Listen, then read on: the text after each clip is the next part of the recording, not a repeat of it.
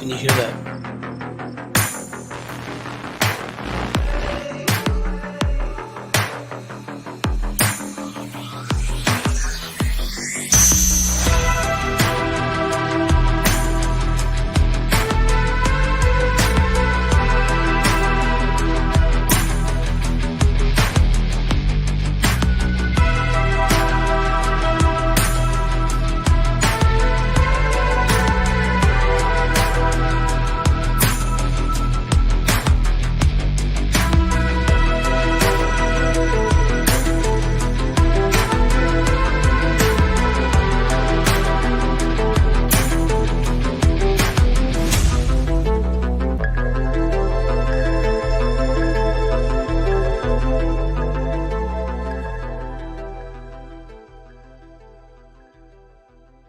Great to have you on. I know it's been a while since we've spoken, and you know we have filmed for Don't Mention the Reptilians too, your portion of the interview, and some other guys.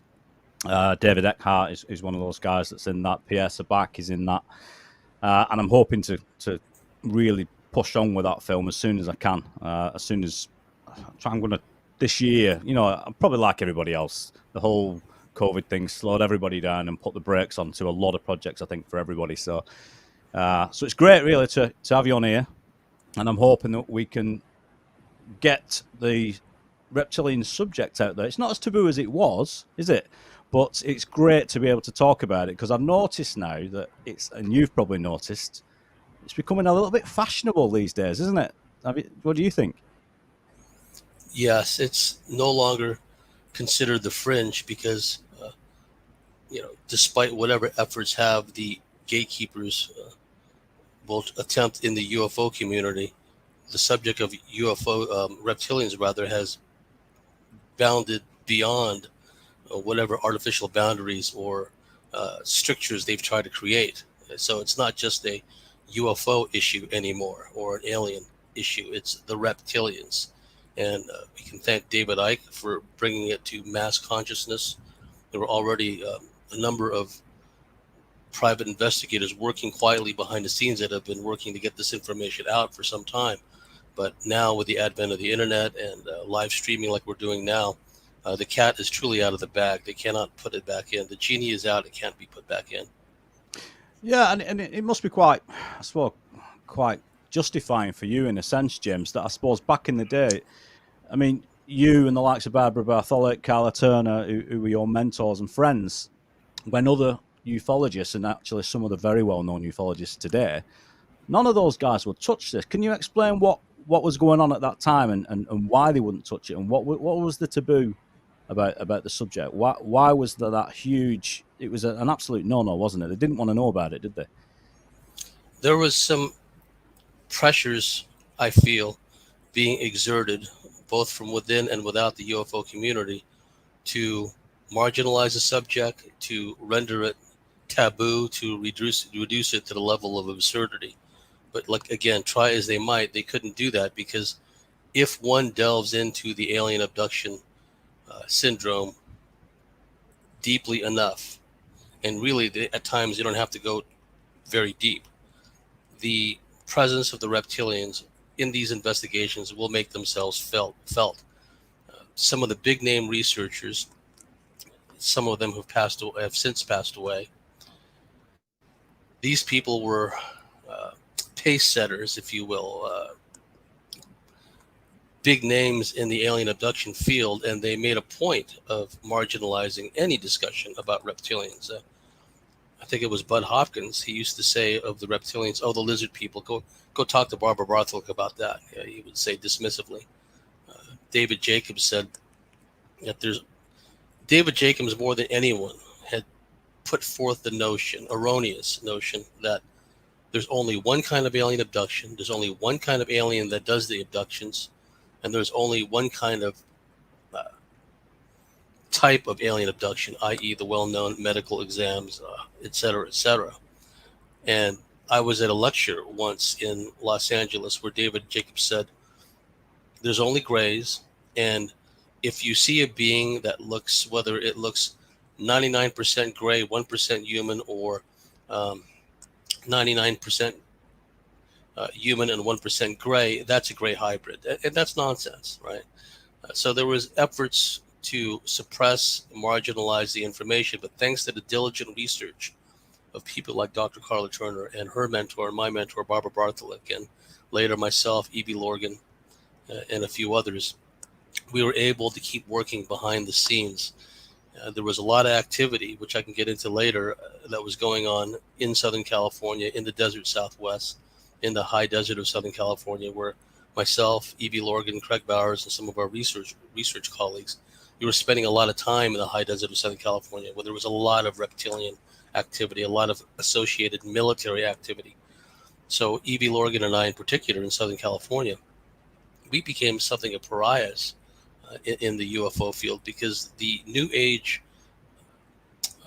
element was very strong back then, right? And also working in consonance with the New Agers, although the New Agers probably weren't aware of it, were the more mainstream alien abduction researchers, because both had a vested interest in suppressing and marginalizing information about reptilians. The New Agers, anytime you mentioned reptilians, they would blanch and say, yeah, that's too negative. Why do you want to go there?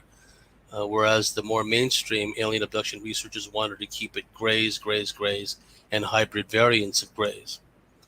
So that's what we had to deal with. But thankfully, in the recent past, there's just been so many accounts, personal accounts of reptilian encounters that people have provided online and in blogs and what have you, that they just can't marginalize it anymore. And when you look at the behavior, the known behavior of the, what I call the ruling reptilian hybrid plantation managers on this planet, all the odious characteristics that are ascribed to them, and we don't need to go down the whole list of all the evil things that we know that they get up to behind the scenes. And increasingly they're pushing with their media, pushing in our faces, normalizing all these abominations. Well, that's all reptilian behavior.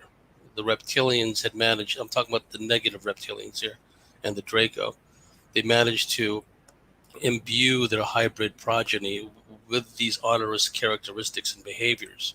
And so their hybrid plantation managers, which we see on TV and which we know have exerted control, a lot of control on this planet, it's no surprise that they get up to all these heinous activities and atrocities behind the scenes.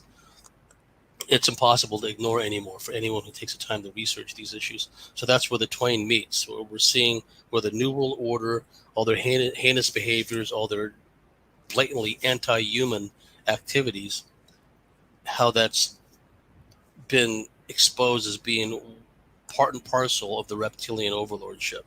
And it took a long time for the coin to drop, but I'm really glad to see so many, I wouldn't call them surface level or mainstream researchers, people that are not even in the UFO field, people that study the biomedical aspects of all this.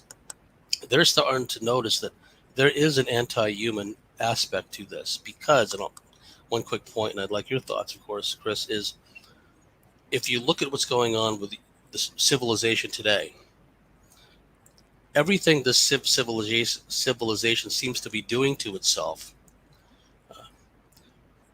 goes against the whole notion of species survival. It's everything it's doing is meant, it seems, either intentionally or inadvertently, to cull the herd, to prevent fertility, to make human males sterile, etc., etc., etc. This is not the behavior of a species that wants to survive. So we can either look at it one of two ways. One, out of sheer ignorance and folly, the human race is trying to make itself extinct, right? Or something else is going on, right? And there's something else that's going on. It's clear to me and my colleagues, at least, is this reptilian overlordship. Because everything that's been going on in the underground processing plants, as my mentor Barbara Bartley called it, is now being replicated en masse on the surface on a planetary scale. Just about everything that's been going on underground, the processing, et cetera, in one form or another has manifested on the surface, where they're even normalizing cannibalism, what have you, in order to save the planet. Of course, everything is a bizarro inversion. But yeah, I just wanted to make those opening statements. No, I mean, you make a good point about the whole inversion, because that's one of Ike's sort of main points, is that when you look at this, on the face of it, it is a massive inversion, isn't it? The whole, and as you said, I know I've talked about this many times with friends about the whole. Just let's take pollution as an example. Who does this to their own planet? It makes no sense for a supposedly advanced and intelligent species like we're supposed to be. The behavior just doesn't make sense, does it? It's just counterproductive, in fact. But this, what I found is that this subject, obviously, anyone coming into the reptilian subject now, obviously, there's more information available, or you might say, to counter that, there is nowhere near as much information on the internet as there was 10 years ago. You remember the number of people that were producing content about this subject. All those channels got wiped out, didn't they? Over a course of about 3 or 4 years, through the copyright strike process or breaking various rules on YouTube, they were just removed, those channels, and now they exist on other platforms, which is great. But obviously the large audience is here on YouTube. But what I found coming into the subject is that there are so many elements to it, and it's very much like the cryptid research, where you've got, when you're trying to explain the agenda to people, you just don't have long enough, do you? Because there are so many strings to it, and so many agendas running side by side. Some that actually seem to go against one another, but this is all very clever. And what I realised is that you've got the corporeal element of this. Some might call them the inner Earth, or the survivors of the Chicxulub meteorite, for example, the Dale Russell thing, which we'll talk about shortly. Then you've got the interdimensional aspect of this. Then you've got the hosting aspect of this whole phenomenon. And I think that's where David Icke, I think he lost some of his audience, because I think they misunderstood what he was trying to tell them.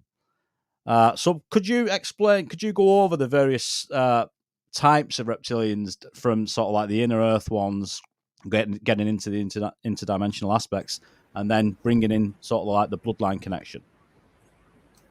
Yes, thank you, Chris. The way I've always looked at it, there are basically, if one wanted to categorize them, there are 3 basic types of reptilians in all the various species and subspecies contained therein. Okay, there are, for lack of a better term, subterranean, inner Earth reptilians that have resided in the inner Earth, in the vast underground cavern systems since time immemorial. They've just been there for millions and millions of years. We don't know how far back they've been there. They've just always been there. There is something to the notion of the inner Earth, the existence of various sentient life forms beneath the surface of the Earth, even to the point of civilizations, societies beneath the Earth. This was the basis of so many, I don't want to call them legends or myths, folklore, but it's just been in the consciousness in the old days, before all the mind control and the genetic de-evolution kicked in. It was a given amongst many people for thousands of years that there were many, many different species and life forms that resided beneath our feet. Stories of ancient Agartha, and then fast forwarding to the early 20th century with the Robert Shaver mysteries, one of the first, what's been regarded as the first science fiction fantasy novels, The Coming Race, written by Edward Bulwer Lytton, who, memory serves, was an MP, a parliamentarian, probably in some kind of secret society as well. But he wrote about the coming race being these entities, civilization coming up from beneath the surface and taking over the surface world, right? So there are subterranean reptilians, various races of them, not just one. There are off-world, in this cosmos, in this dimension, reptilians and Draco that are literally from other star systems, Orion constellation and Draco and elsewhere. It's the saurian serpentine lizard species is actually quite common throughout the cosmos and multiverse.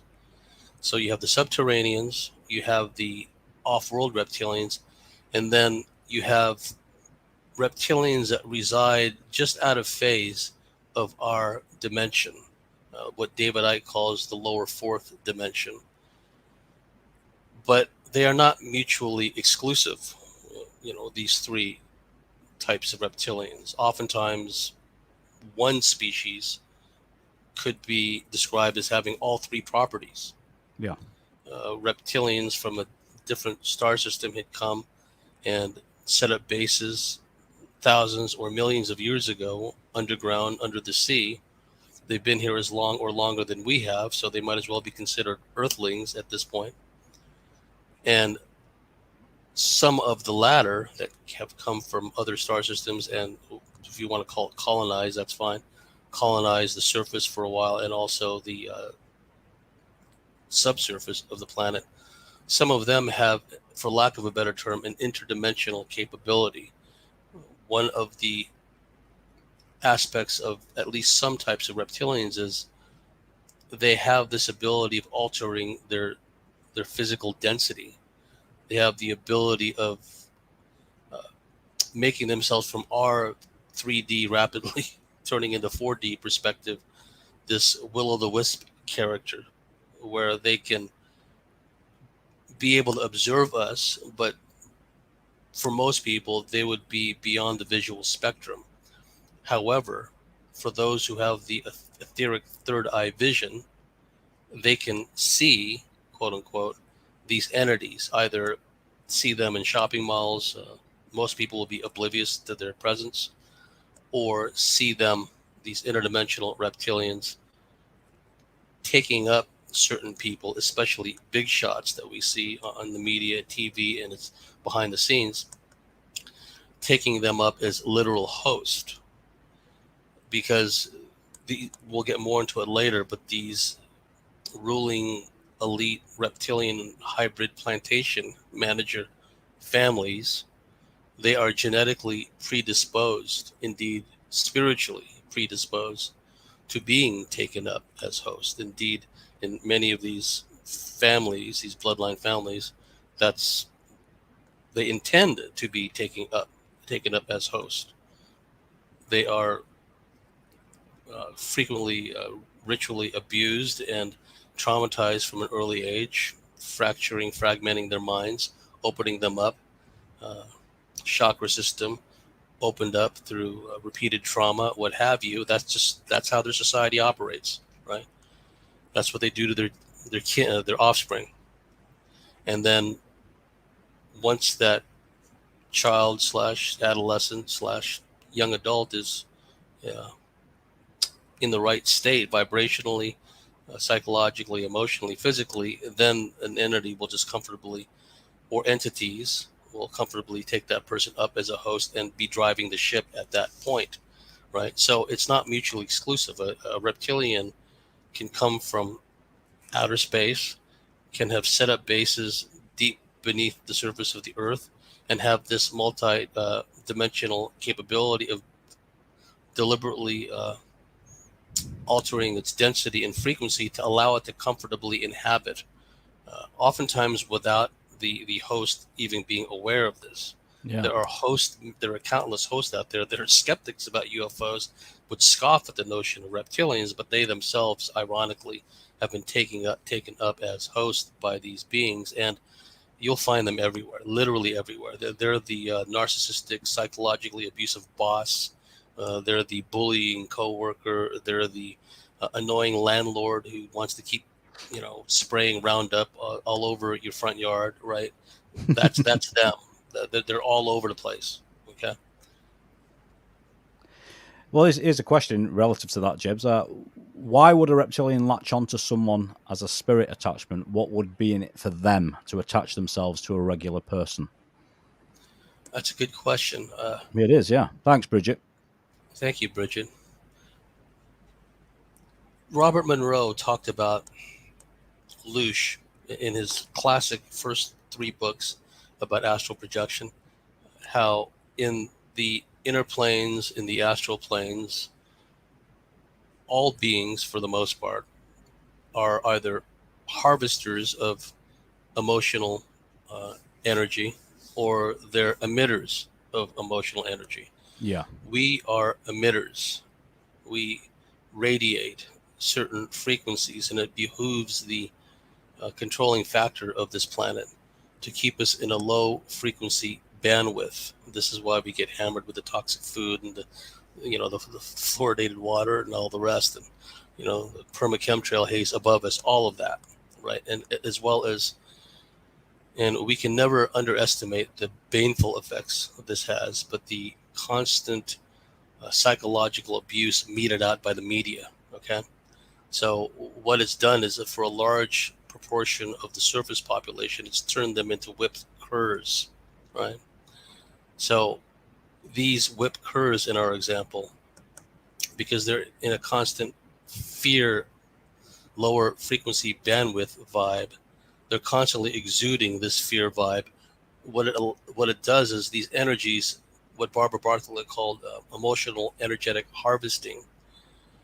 These beings will, if the person has, in our example, if the person is genetically predisposed, let's say they have an overabundance of reptilian DNA in their DNA profile, and they've been subjected inadvertently, one form or another, intentionally at times, to trauma from an early age. Say they're surrounded, or there are key people in their immediate family that are narcissistic, psychologically abusive people who themselves are these reptilian hybrid hosts that we've been talking about. What'll happen is the person who's always constantly in this fear vibe, they're opened up to these entities. First, the entities will try to latch on to their auric fields, and then as time goes on, because what happens to the physical body will affect the energy bodies, the auric shield, the auric field, et cetera, fields in actual fact. So if the physical body starts to have breakdowns because of the toxic food and everything else, and the psychological abuse meted out to the media, by the media, et cetera, that will have a profound effect on the auric field, the auric shields. So, lack of a better term, holes and cracks and gaps will appear, which will allow these interdimensional reptilians and other entities, it'll allow them to gain access, to gain footholds. And because of their ability to subtly and not so subtly introduce thoughts, intrusive thoughts, and we could talk more about this later, because a friend of mine, Jerry Marzinski, talks a lot about this, but these intrusive thoughts can have the potential to radically influence behavior, character, and thereby destiny. Okay, so this is my long-winded way of saying that it's to cite just one example where it all kind of fits in the emotional energetic harvesting, the Lush Fest. So the person in our example is a fear-based individual. These entities have made inroads into the auric shield because of all the toxins ingested by the physical body. Eventually, they latch onto the auric field, and from there, they at some point they comfortably inhabit, at least partially at times, the host in our example. And so why would they do that? Because they want a society that is in a perpetual state of fear, of paranoia, of mistrust, of, now increasingly we're just seeing rage and lack of impulse control because of all these treatments that people have been subjected to on the surface in the recent past. So that entity that takes the individual up as a host, they're getting like a buffet of energetic emotional harvesting all the time. And if they manipulate the thoughts, they manipulate the behavior. Okay, here's another example where a reptilian entity will take up a suitably prepared host, male in our example, reptilian hybrid bloodline. Somewhere along the way, his family had been genetically manipulated, engineered, if you will, by these reptilians, oftentimes using greys and other ET races to do the medical work and the heavy lifting. But they imbue all these reptilian characteristics and the genetics, the DNA, into this individual, cumulatively through the family bloodline down to this individual. And he winds up being an abusive individual. Maybe he suffered abuse when he was a child, because it runs in families. And then he becomes a habitual, chronic abuser of women, in our example. So that would be an example of the entities working through this individual, psychologically, physically, even sexually abusing a woman. And the rage generated by the host is going to be fed on by the entity driving his vessel.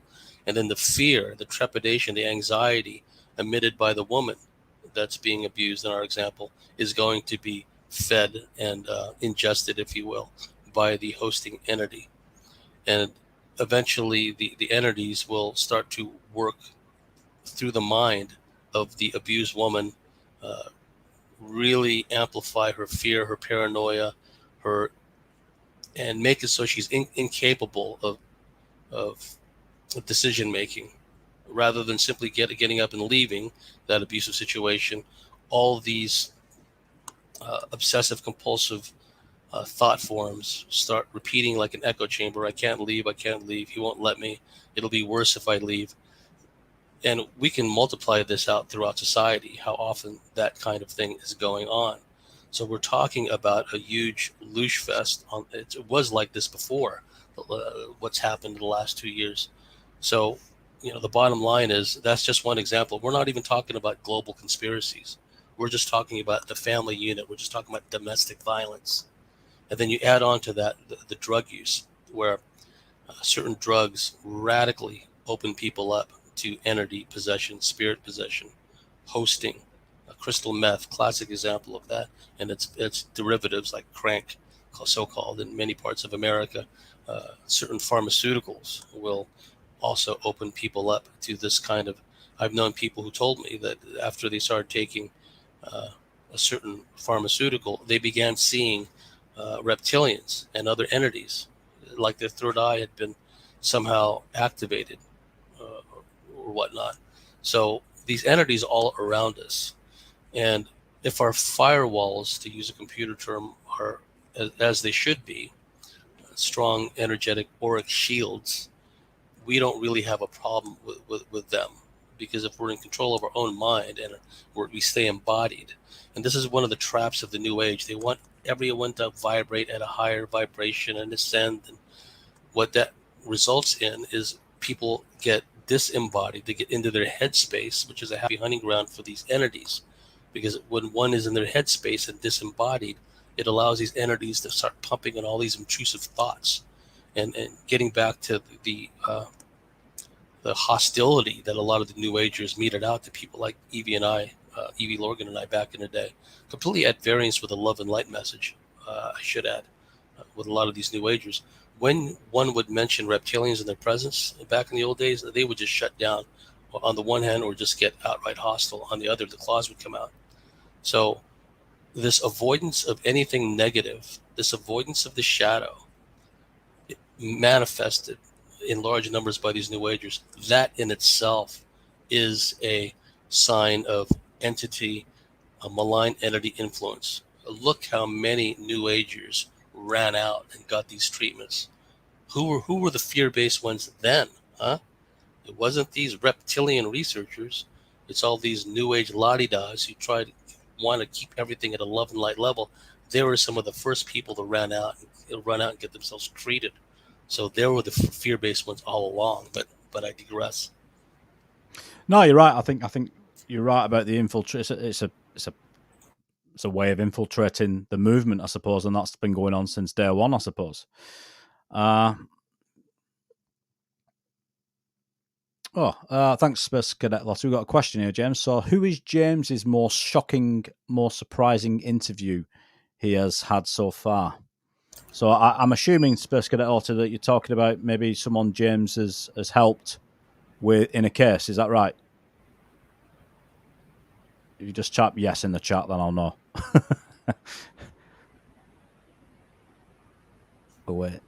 We wait. Yeah, I think what she's asking, James, is what's one of the most shocking cases that you've come across of the reptilian hosting? Or I know you had a lot in California, didn't you? Yes, in the high desert of Southern California, and I take it to mean, this is how I interpret. I may be wrong, but her question doesn't necessarily relate to me interviewing someone for my podcast, but just having a private discussion with somebody. Yeah, she's put yes, so yeah, you're right. Yeah. Yes. Well, some of the things I heard, I wouldn't say they were shocking, but I would say that I was surprised and somewhat dismayed to hear that it's, I wouldn't say as bad as it was being painted. But just to give a couple examples, I knew, and I've talked about this before, but it bears repeating, I knew a couple of the leading lights of the rave movement. If your listeners and viewers remember the old rave days, right? Well, I knew two guys that were shakers and movers in that field, and, much younger than I at the time. They were, I would say, early 20s when they got into leadership positions in the field. And by the time I met them, they were like late 20s. And they told me, one guy was in Southern California. No, they were both in Southern California, one in San Diego, the other guy in the LA area. And they both told me independently how much the rave movement was controlled by these ETs, by grays, by reptilians, by these snake entities. One of the guys that I was referring to used to have these raves in one of the Indian reservations in San Diego County, North County, San Diego, right? And, the people there in various altered states because of the prevalence of ecstasy back then and other drugs, they've actually seen grays show up at their raves before. This same guy told me that there was a moment of mass unified consciousness where they were at this rave. It's playing. They played this emo kind of music, and both of these guys told me that the music itself, they know for a fact that the frequency bandwidth, the type of music it is, was created by these aliens and working through the rave promoters and the rave DJs, if you will. They have come up with a form of music which, for lack of a better term, locks people into a certain emotional, energetic, vibratory state, right? Yeah, well, that's what music is, isn't it? Yeah, that's what music does, right? And we know that, right? Yeah. And so he told me the story where, the sun was rising during this rave. The music was blasting out, and spontaneously everyone just kind of raised their arms in unison. And he said it was a mind-blowing experience to see everybody in such sync, knowing, and he knew that literally aliens were behind that whole movement. And of course you can extrapolate, and, well, what other musical genre are they also the aliens heavily invested in, right? And the other guy told me a story that in the raves itself, when he'd take the ecstasy and or other drugs and his etheric third eye vision was opened up, he can see that when these people that were on ecstasy, when they're on the dance floor, for lack of a better term, he could see countless grays zooming in and out of the dancers, just jumping in and out of them, just multitudes of gray entities. He talked about, and if one really delves into the research, they'll hear about these, right? These snake entities, also described as worm-like entities, that lodge themselves among other places, like in the midsection, the solar plexus area, of various species, not just humans, but they take up reptilians as hosts. They take up Draco as host. They've even taken up dragons in the old days as host. And this rave master guy, because his third eye vision was activated, he could see these snake entities hovering over a group of ravers. And because of all the loosh they were emitting, because again, we're emitters, energy and motion, emotions, right? And they're all on these drugs and they're dancing around. They're exuding all this loosh. And as the snake entity above them is ingesting and imbibing in the solution. It's growing bigger and bigger and bigger. And this guy said in his etheric third eye vision, their growth when they're being fed in such a fashion, and you can extrapolate all the wars, all the domestic violence all over the world, how much we're feeding these beings. He said that in his visions, he's seen these snake entities like an Ouroboros kind of situation where they were so big they literally wrapped themselves around the earth, right? So he would see these things hovering over people at a rave, growing bigger and bigger and bigger. So the point being, as far as the raves are concerned, is that's just one demographic, that's one example, that's one lifestyle that had been not just heavily infiltrated, influenced, but essentially set up as a control mechanism. And these raves, my belief is, these raves were just as in a lot of these shamanic workshops that were put together by hosty entity-infested shamans. They tend to be in vortex, portal-ridden places, right? Yeah.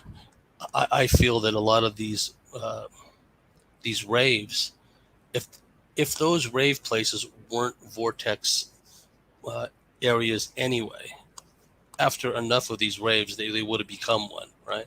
So it was just a huge means in which to allow all these entities to jump into these people. Okay, so that's one story. And another story, going back to the lady's question, was just the underground processing plants. Because Barbie Bartley, Candy Turner told me privately about their findings on this. And then Eve Lorgan and I and some others independently confirmed the existence of these processing plants. And a couple of my guests, Sashida is one, and another is David Eckhart, and they both have independently described seeing similar things. And in truth, if one goes back to the information released by the late Thomas Costello, we're assuming he's dead now. Thomas Costello, if many of your viewers will know, was a RAND security specialist at Section D, which was the Dulce underground facility. He was the security operations chief. He had access to all the CCTV cameras throughout the facility, and he absconded. He escaped with a number of videotapes, photographs, documentation, etc. He was on the run for a while. He came in contact with some of the research in the Los Angeles and then further east, the high desert, Southern California areas. People that I know personally either knew Thomas Costello or were one person removed from Thomas Costello. And a lot of the information that's been out for a long time about the vats, with the various body parts in them, and not always human body parts, but the body parts of other entities, the genetic engineering going on in places like Dulce, places like China Lake, and elsewhere. When it was described to me, when I first heard that, personally from Carla Scherner, first at her lecture in Las Vegas at the International UFO Congress, and then privately in discussions with her, that to me was profoundly disturbing because it spoke to the legends that I had talked about earlier at the outset, where there was an understanding amongst learned people on the surface that beneath our feet there were civilizations of and species, different species that had a predatory behavior, if you will, towards the human race, right? So when I heard those stories, and then I was able to confirm independently, have people like David Eckhart on my show, and have people like Sashida on my show, and people that we talked to privately, that to me was profoundly disturbing. And then to see how so much of that has been brought to the surface world, sugar-coated in various ways, right? But still, it's essentially the same mass processing kind of operation going on. And to quickly round out this part, myself and my colleagues knew that at some point they were going to pull this what's been going on the last couple of years. So we kind of did game simulations, if you will, gamed it out, and we realized that what they've come up with, we realized that in the future they would come up with something like this, because it was the one way for sure to get a global lockdown and restrictions and impose certain necessary emergency acts and steps, right? So what we're seeing and what we're seeing with the behavior of these institutions that are supposed to protect us, heal us, et cetera, well, that's just a replay in various forms of what's been going on underground. So that's where the twain meets. That's where what's going on the surface has a direct correlation to what's been going on underground and, in truth, off-world. Another thing that I found disturbing was, and it didn't surprise me, right, because we're familiar with the human trafficking, of course, in recent events, certain regions of the world, those places that are constantly harped about in the media nowadays were hotbeds of human trafficking, right? So the point of relevance is there has been an off-world human trafficking operation for some time. One of my sources comes from a bloodline family, hardcore SRA Coven Draco lineage family, and he shared a lot of information with me, and he was present when these off-worlders had come, ETs. He said they were not Draco. He'd seen Draco many times in his experiences. He said these were not Dracs. He said there was some other form of ET. He'd never seen them before, but he happened to be present when they were meeting some of the big shots, hybrid big shots here on the surface. And my source said to me, from his perspective, the Rothschilds, they're like midway down the totem pole. They're nowhere near the top of the heap. It's not surprising to me. Yes, they control this monetized debt system, et cetera, but in the overall scheme of things on this planet, they're at best at the midway point, maybe just a third of the way up the hierarchical ladder, because with the reptilians, everything is all about hierarchy, right? Yeah. And so, and that's just to digress very quickly. A lot of the conflict we see on the surface is a replay of the wars and gods of men, the wars of gods and men, if you will, where Enki was battling Enlil and Marduk is battling, and they're all family, extended family, but they're vying for supremacy, and we saw that play out through the ruling hybrids, like guy becomes a Roman emperor. Well, the clock's ticking on him because someone, a relative, someone is going to want to bump him off, right? So brother pitted against brother. Down through the ages, we see all these rivalries, but it's really the same extended family in many cases vying for supremacy, right? Because a lot of them, virtually all of the ruling controlling factors on the surface, they're reptilian Draco hybrid bloodlines. And they all, the name of the game in the intelligence community and with these elite ruling families is survival and expansion of hegemony of power. At the expense of their rivals. If it means wiping out all their rivals or neutralizing them in some way, even if they wind up destroying the earth in the process, right, they'll do it.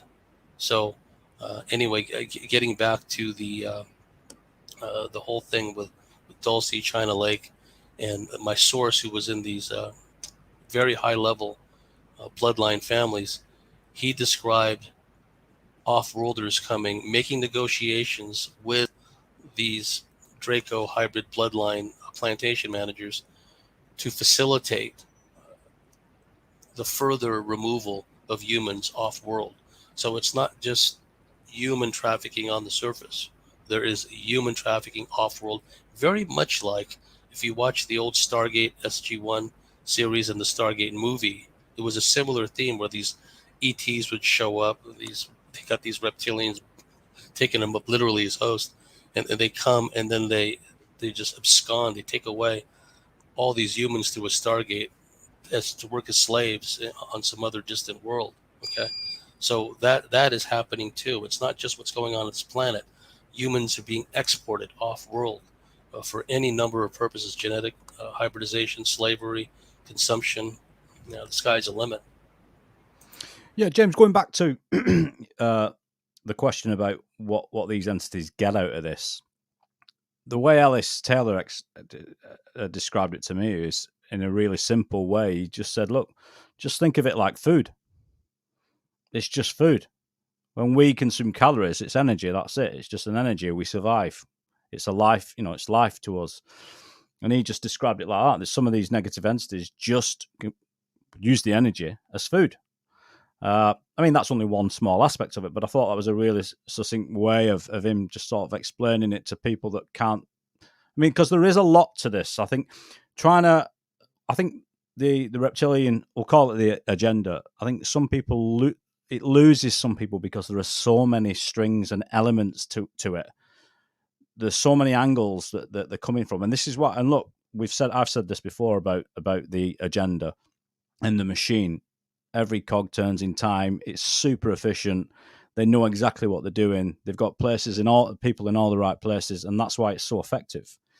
But also going back to the hosting question, wasn't it Ted Bundy that talked about being did he say a scaly monsters crawled out of his closet? Is that what he said? Yes, he did. He said as a boy, scaly monsters came out of his closet and tormented him. And we know, it's embedded in the lore, folklore, down through the ages, that wardrobes, what they call closets in America, are often utilized as a means of entry, an entry point, a portal, if you will, into our reality, whether it's from underground or it's from another dimension entirely, or it's from some off-world source. Yeah. And you look at children's stories, right? The Lion, the Witch, and the Wardrobe, the whole Narnia, all those chronicles about beings not only coming out of closets, but the ability of said beings to pull children through these wardrobes into an entirely different world. And that's what David Eckhart has shown so brilliantly in a lot of his photographs. What he's done is, if people are not familiar with how he's managed to get so many great images, he's gotten these big mason jars and he's filled them with water and he's positioned them in front of the known portal entries in his house. Now, when I was working closely with my friend Lorena Smith, and her interview is on my show as well, I used to visit her house back in the high desert Southern California days, do reptilian stakeouts. Me and Craig Bowers and others would sleep in the children's bedroom where there was a closet, right, a wardrobe where these reptilians came out of, right? And on one occasion, I was laying there on a sleeping bag on the floor, immobilized, because this big reptilian was standing above me, looking down. I couldn't even, move. I couldn't even mutter a squeak, right? And thankfully, I passed out, right? It just, rendered me unconscious. But the point being is that what David Eckhart would do was he would place his big mason jar full of water directly in line with where these known portal entries were. And oftentimes there's more than one portal entry. There was numerous portal entries in Lorena Smith's house, for example, one in the living room, the children's bedroom I spoke of. But David focused his efforts on one particular spot, and he would take photographs. He would feel moved at certain times to take photos through the mason jar filled with water, and somehow, and again, down through the ages, the lore, the mystical nature of waterfalls, pools of water being a permeable entryway into other realms, other dimensions. This is embedded in the lore of throughout the world, right? Somehow, the presence of the water was enough to synchronize, if you will, the frequency of that dimensional portal and allow the camera to take an image of what was really on the in line of sight of that mason jar. and it was a two-way thing, right? When that portal was opened, he would see what the entities, the reptilians, were doing on the other side, right? Sometimes he'd see technology, sometimes he'd see uh, reptilians and different entities. In truth, entities of various stripes. And I've seen these photos. I'm absolutely satisfied that they're legitimate. Uh, and then you combine that with the experiences that David, himself has. So the, the the notion that these entities can come up from underground, and also off-world reptilians and other beings come through portals, that is, as far as I'm concerned, an established fact in our field. One of the problems with David Jacobs' work was he created this notion of a cookie cutter type of experience. All abductees get taken up into ships. It's the same kind of sterile, clinical, medical environment, the same kind of procedures over and over, when many of the experiences happen right in our own bedrooms, right in our own houses. We're not taken anywhere. Well, if we're taken anywhere, we're taken through a portal, through the closet, or through a portal that's just there hanging in space in the house somewhere. So this notion that we have to be taken away in the craft to have an abduction experience, that's nonsense. They will come right to us and either interact with us while we're laying in bed or take us through a portal, right? So I don't know if I answered your question. I kind of digressed there. No, of course you did. Yeah, I mean, and that's the thing. A lot of these are the huge loops, aren't they? Because the interdimensional aspect is also present in, I guess you could say, or the behavior of sort of an interdimensional species is also probably very similar to one that might be extraterrestrial with tech, say, for example. And that's the same for the cryptid thing. It's the sort of you have your corporeal entities. Let's take Sasquatch as an example. But then you have many cases of that corporeal entity appearing to be interdimensional as well.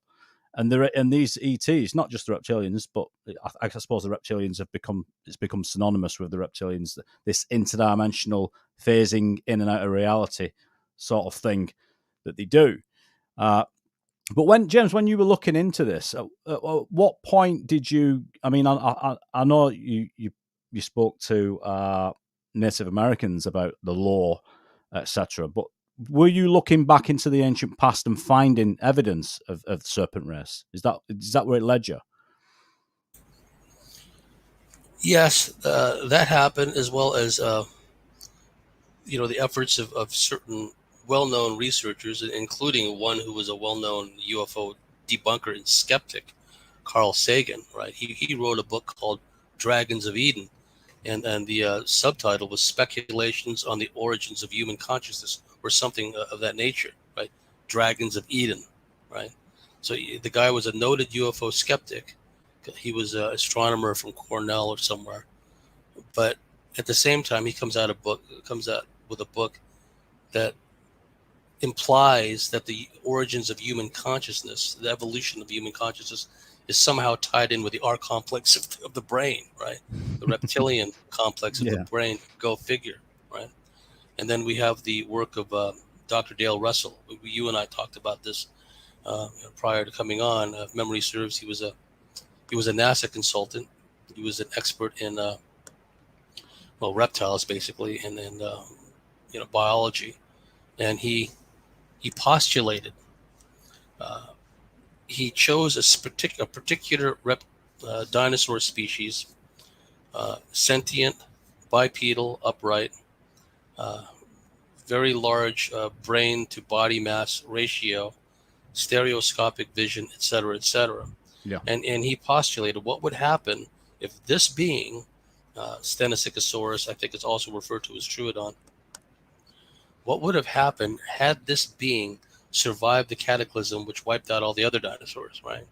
Let's just say in his thought experiment, he said, let's just say somehow in these underground tunnel systems and lava tubes, this being still survived. What would it look like today, right? And then he came out, and you've got, an image of this. Yeah, Lorraine, could you put that image up, please? The Dale Russell image, just so people can see what the Dale Russell's thought experiment was about. There you go. That's it. Yeah.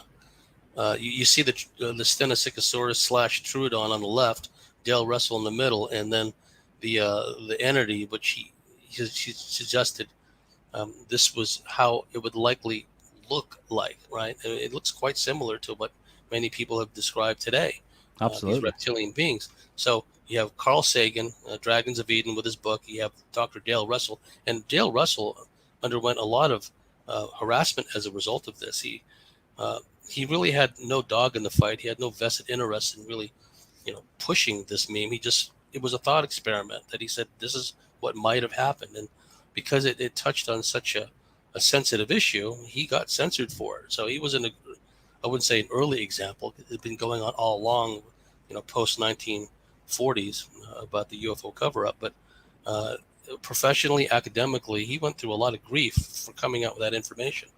So that was part of my early research effort, delving into the work of those two, even though Sagan was a debunker and it was somewhat distasteful for me to have to kind of plow through his work.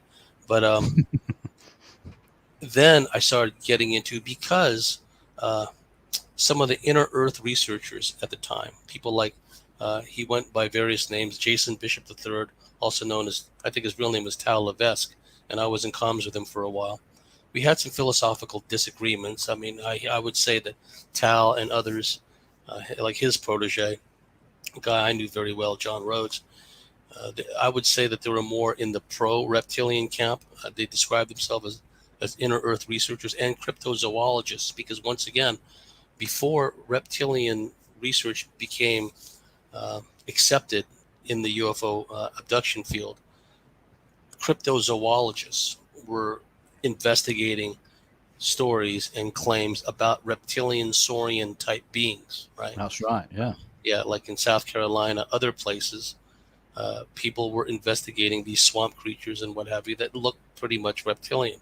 Okay, so there was a group, a clique, if you will, of inner Earth researchers / cryptozoologists who likewise, independently of Carla Turner, Barbara Bartley, Evie Lorgan, and I, they conducted their own reptilian investigations, but they were very much in the pro-reptilian camp, right? For various reasons, which I won't go into. But point of relevance is Tal Levesque, John Rhodes, and others, they kept talking about the Shaver mysteries. They kept talking about the stories written by people along the Fortean vein. Charles Fort, if you remember his work, talking about this unseen world, or subterranean creatures and what have you, that that meshed perfectly with the inner Earth cryptid research world, right? So they kept talking about the significance of the Richard Shaver mysteries that delved into the underworld and whatnot, and the stories of Agartha and the stories of these underground civilizations, what have you. So that led me down other paths, and I studied the work of memory serves William Evans Wentz, the fairy folklore in Celtic countries. Right. Also the book The Science of Fairy Tales. I forget the name of that author, but these were books written in the late 19th century about the fairy folklore, and substitute fairy, substitute abducting aliens of various stripes for fairy, and then you get an idea of why in the olden days, Middle Ages, what have you, the term fairy did not have the whimsical kind of circus-like connotation it has today. Oh, those are fairy tales. No. In the old days, when people talked about fairies, right, they said so with some degree of trepidation and fear, because the fairies, and they go under various names. You introduced me with Steve Mira, who came on and did a brilliant exposition about this whole subject and about the importance of iron in our bodies and how iron has been depleted from us. We could even see this going on with these treatments today, right? How they're substituting an artificial synthetic version of iron at the expense of the iron that should be in our red blood cells. But anyway, Steve Mira talked about how iron was known as a means to ward off these fairy attacks, right? And so I delved into the whole fairy folklore aspect of it too, because I wanted to be as well rounded. And because I'm a student of military history, the aspects dealing with crashed alien craft, crash retrievals, the back engineering of alien technology, the recovery of dead and living aliens, that was where the twain met. Because in the high desert of Southern California, we kept getting reports of uh, like beneath Edwards Air Force Base, for example, beneath a region known as Haystack Butte. There's a large underground underground facility there. In the north facility, the north side of Edwards Air Force Base was known in UFO circles on the surface as well as underground that there were uh, aliens, literal aliens, reptilians in particular, that resided beneath Edwards Air Force Base. So I began delving into that aspect of it because once I realized that the hardware, the alien hardware, had been recovered by deep black elements of the military and the aerospace community, what we now know is the giant multinational aerospace corporations. In the beginning, there was only a handful of aircraft manufacturers, all of them early seed money from the Rothschilds and the Rockefellers. So they had their talons into what became the giant aerospace corporations. Later, they had their hooks into them from the beginning. So oftentimes the military recovers the technology, recovers the living or dead aliens, and then at least some of that technology later goes into private, i.e. corporate hands, where they back engineer it, et cetera, and it winds up being part of this covert secret space fleet, for lack of a better term. And the notion that just as in the stories of, in the days of yore, where on the surface, but especially underground, there was these other civilizations that humans on the surface would sometimes inadvertently, accidentally interact with them, right? Well, we now see that has been going on the surface for some time, that there is an alliance, for lack of a better term, with elements of the surface, mostly hybrid controlled population already, right? Hybrid controlled institutions, aerospace, covert medical, covert military, with, for lack of a better term, aliens, non-human beings. There has been an ongoing interaction on the surface and subsurface and off-world, if truth be known, between secret elements of the military-industrial complex and these secret societies and aliens. And that's been going on all along. What the crash retrievals did was fast track this whole thing. Okay, now just stop and think. The Wright brothers got off the ground not too long ago, and then you fast forward today, nanotechnology, microprocessing systems in the guise of treatments. I mean, all of that stuff. No one can tell me that a purely human consciousness created all that and just normalized it on the surface. But anyway, I digress. No, you're absolutely right. And I mean, that what you talked about there leads us nicely into the Mylab issue. But just before we get to that, Blue Shift's asking a question. Hi, Blue. And I always presume people know this, James, so I probably should have. It's one of the questions that I don't like asking because people just think it's a standard question. But can you tell people just a little bit about your bio and your security clearances and your former work back in the day? Okay. Well, about me, I'm from a excuse me a military family. My dad was in the Navy, and so I grew up in various cities in America, in Texas, in California, and my dad was a career guy in the Navy. So I grew up basically in a military environment, and I had a deep interest in the military from an early age, which resulted in me studying military history from ancient times to the current times. And I think that a big part of that is a karmic incarnational thing, right? Where I may have been, let's say, for lack of a better term, a warrior in a past incarnation, past parallel incarnation. This is how I choose to be a warrior in this incarnation, right? So I didn't, take the step of being in the military, because that to me is just mind control, conformity, obeisance to authority, et cetera, et cetera.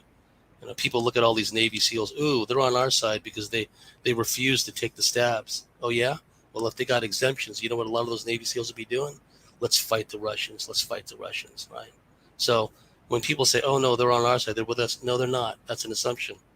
These are military people, and most of them are just conformist followers that just want to fight, just want to be in a war, right? So let's not confuse people refusing these treatments, my body, my choice, with them being on our side, right? So I just had to get that off my chest. But as far as my, my background, I also worked in as a civilian for Commander Naval Air Force's U.S. Pacific Fleet in communications, and which is interesting because again, my dad was in the Navy, and for a period of time he served on two different aircraft carriers, right? So you fast forward a little into the future, and then here I am working in the command that has to do with control of the aircraft carrier battle groups as well as the various naval air stations in our theater of operations, basically, which was the Pacific Ocean, Indian Ocean, Persian Gulf, which is a vast area, right? So it started off with a confidential clearance, secret clearance, interim top secret clearance, and it was going to be upgraded to a what do you call it? I can't believe I forgot the term, crypto level clearance, because as database coordinator, I was being groomed for working with a particular communication system that was set up by Science Applications International Corporation, SAIC, one of the infamous, contractors. They have a headquarters. They have an office right there in La Jolla, which is the financial district near San Diego. And I can't go into details, what little of it I remember, but this communication system was specifically for 3-star type commands and 4-star theater level commands, right?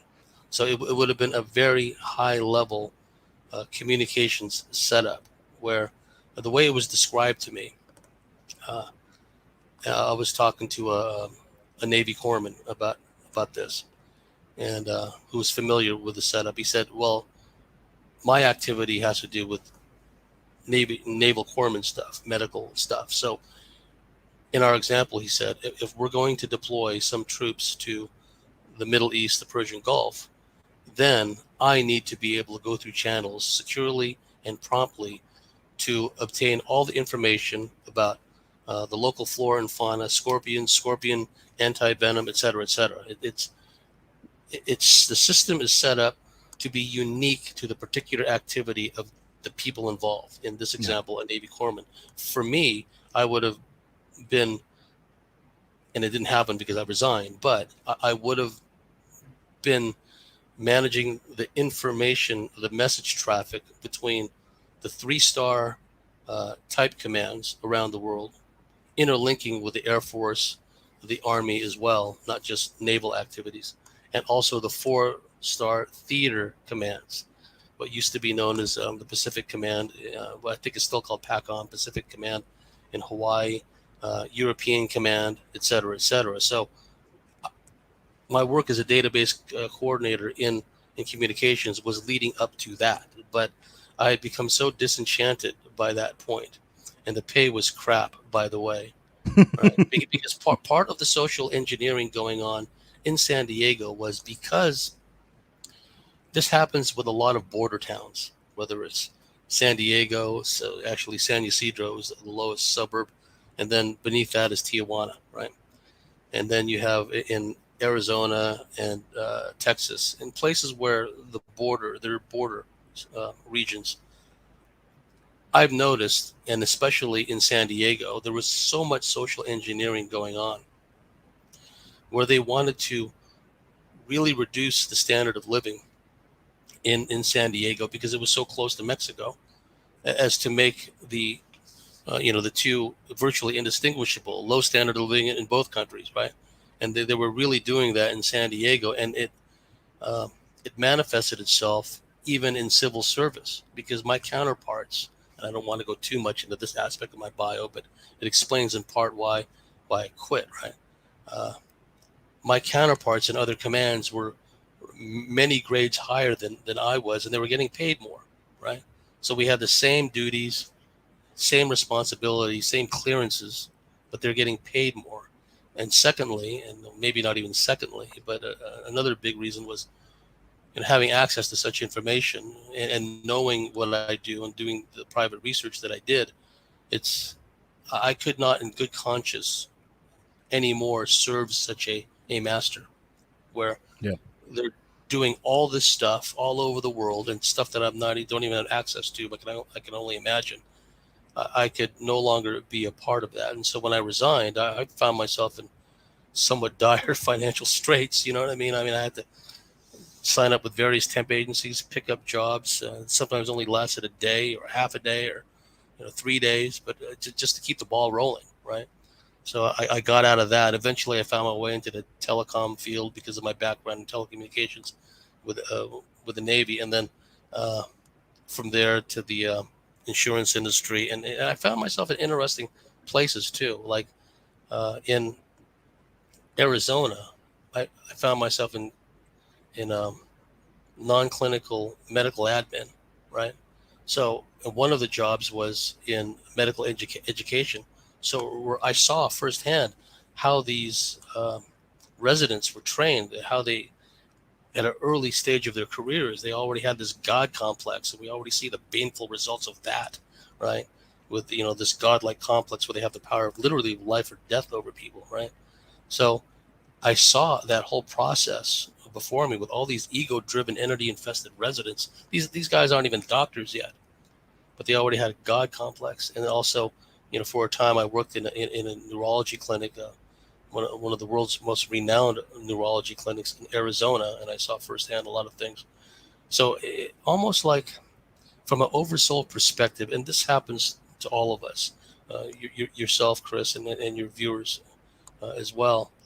At an oversoul level, things are orchestrated to put us in positions, places, at various junctures of our life, which, if we're paying attention, starts to, like the pieces of mosaic being put together, right? Yeah. So for a period of time, I found myself in the medical field, in non-clinical admin, and in medical records a lot too. So I saw a lot of things in there, which, and very quickly about neurology. When we talk about reptilians, reptilian hosting, entities taking up, genetically predisposed people as host, psychology always follows neurology, which always follows genetics every time. And there's a spiritual component to that as well. What they've done, these reductionists, and it was all deliberate, materialist reductionists, they have strived to do their best to separate the spirit world, the mystical world, the esoteric world from the hard sciences. And of course, what passes for the hard sciences is nothing but blarney and nonsense anyway. In the old days, mysticism, science, advanced science were all one. There was no differentiation, right? And I think that we need to get back, move away from a lot of the lies put forth by mainstream science, get back to what a lot of the German esotericists and German physicists back in the day referred to as ether physics, right? Get back into that aspect of it, because it ties into the alien technology. Ben Rich, the late director of Lockheed Skunk Works, said, and I'm paraphrasing, that the navigation systems of these alien craft, it has to do with a form of mental telepathy, the ability to some kind of cybernetic telepathic connection, where these beings, these navigators and pilots, can instantaneously make these decisions that govern the navigation, direction, acceleration, etc. of the craft, right? It's no one doing it in real time, pressing buttons. It's too slow. There has to be a faster connection. And we know that deep black elements of the military, Area 51, elsewhere, have been trying for some time, since the 70s, to create this cybernetic connection which manifested itself publicly in the Firefox movie with Clint Eastwood, when he was tasked with, if you remember the movie, to go steal this advanced Soviet jet that Yeah, I operated remember on. it. Yeah. Yes, well, that stuff, I've spoken to people that worked at Area 51 um, back in the 70s, and they were already testing that kind of stuff, which had to have, the genesis of that, in my view, was most likely an understanding that these alien pilots and navigators had this symbiotic, instantaneous connection, telepathic connection, if you will, with the navigation systems of the craft. So that is mental telepathy. That is, you know, intentions, will, etc. That's what these hybridized adepts, maguses, and warlocks do. They just exert their will and an understanding of ether physics at a very deep level. And so, you know, we've moved away from an understanding of all that into this reductionist, reptilian-controlled Blarney science, which is why so many people are confused and buying into the science, and you see the painful results of that. So I hope I answered your question. Yeah, absolutely. I mean, that takes us nicely talking about deep black aerospace. That brings us right into a question that always divides, certainly in my experience, it's always divided the community a little bit, and that is the Mylab experience. So, can you tell us all about the Mylab experience and from my, for the number of people that I have interviewed, probably getting into the hundreds now, I would imagine, in the last 15 years, I think it's every bit real. There's a lot of people think that that there's nothing to it, but and that these groups are not working in conjunction. But I think differently. So what do you think, James? Can you talk people through the Mylab experience, or a typical Mylab experience? Well, we know when we go back in history that the military, civilian intelligence agencies at a very deep, dark level, they knew that non-human life forms abounded on this planet. They knew about the underground civilizations, and they knew that these beings interacted with abducted people. They knew that for a long time. Barbara Bartley has a case where 1950s in Indiana, a multi-generational family, grandparents, grandkids, and parents, they lived in this homestead in a remote part of Indiana, and the whole family had a group abduction experience, right? Well, after the aliens left, truck convoy pulled up of army soldiers. They, what we're familiar with now, they quarantined the family, stay in place order, if you will, right? And the medical personnel and the psychiatrists went to town on the whole family, grandparents all the way down to grandkids, used mind control on them, et cetera, et cetera. So, and then you had the hazmat teams out there with the Geiger counters and digging up soil samples, what have you. So as far back as the 1950s, that kind of thing was going on where humans were, civilians were being detained, monitored, subsequently monitored and sometimes harassed just for being at the wrong place at the wrong time, having an Yeah. alien encounter. In fact, in the books for a long time, I don't know if it's still there, but NASA actually had, and people must remember, NASA is an arm of the Pentagon. NASA is not a civilian agency. That's part of the disinformation. NASA has always worked for the so-called Defense Department. It's always been an arm of the Pentagon. And there was something known as NASA's uh, extraterrestrial exposure law.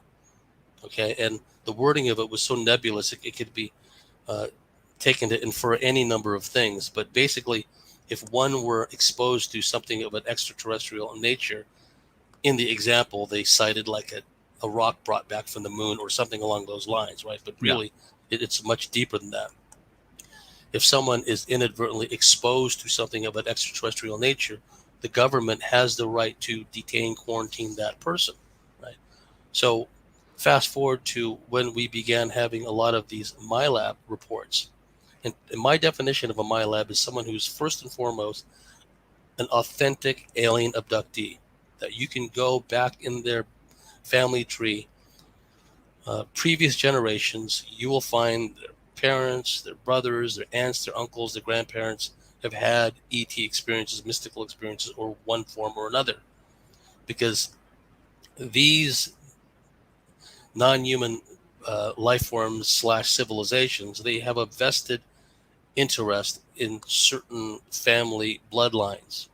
They, over time, through a combination of genetic engineering, genetic hybridization, if you will, also at times literal incubi, succubi type encounters, and reports of such go back through time immemorial. Also, a combination, also pairing up inadvertently or through the secret society coven network, pairing up individuals that have certain desirable genetic profiles.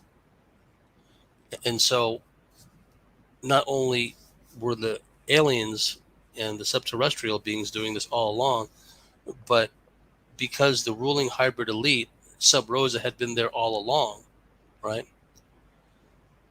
The going back to the ancient astronomer priesthoods that had taken over, created all the laws and everything else.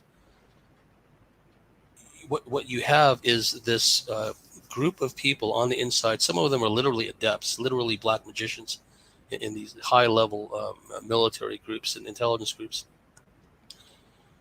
They said, okay, we know that these aliens are abducting certain people, right? Let's start bringing some of these people in, and let's run genetic profiles on them, psychological profiles. Let's see if we can find a way to weaponize them. Okay, let's see if we can find a way to make them useful assets for our cause. Okay, so what happened was what I used to think of as kidnappings. These people that we know were alien abductees to begin with, they began to get kidnapped by deep black elements of the military. And I knew a lot of the original Mylabs that first came forward. Diane Johnson, who lived in the China Lake Ridgecrest area. I think she's since passed on, but so much valuable information came out of her regards to the underground base, what used to be George Air Force Base in Victorville. It's now owned by some multinational conglomerate that's got like evergreen kind of CIA written all over it. And then she also was taken beneath China Lake and had seen the genetic lab there where they were producing all these chimeras, these hybrid beings of one sort or another that probably should never have existed in the first place. Okay, I knew Diane Johnson personally. Leah Haley from Mississippi, she started coming out with books. I knew Leah very well. Dr. Carla Turner, when her book Into the Fringe came out, which was a bombshell in our field, and I began corresponding with her. And then what happened was myself, Eve Lorgan, Craig Bowers, a few others, we began talking amongst ourselves because I was good friends with Sean Atlanti, who was the founder of the San Diego UFO Society. And he began talking to me. When I first joined the San Diego UFO Society, he and I became friends. And he began talking to me about what he called military type cases, because we didn't have a name for it back then, right?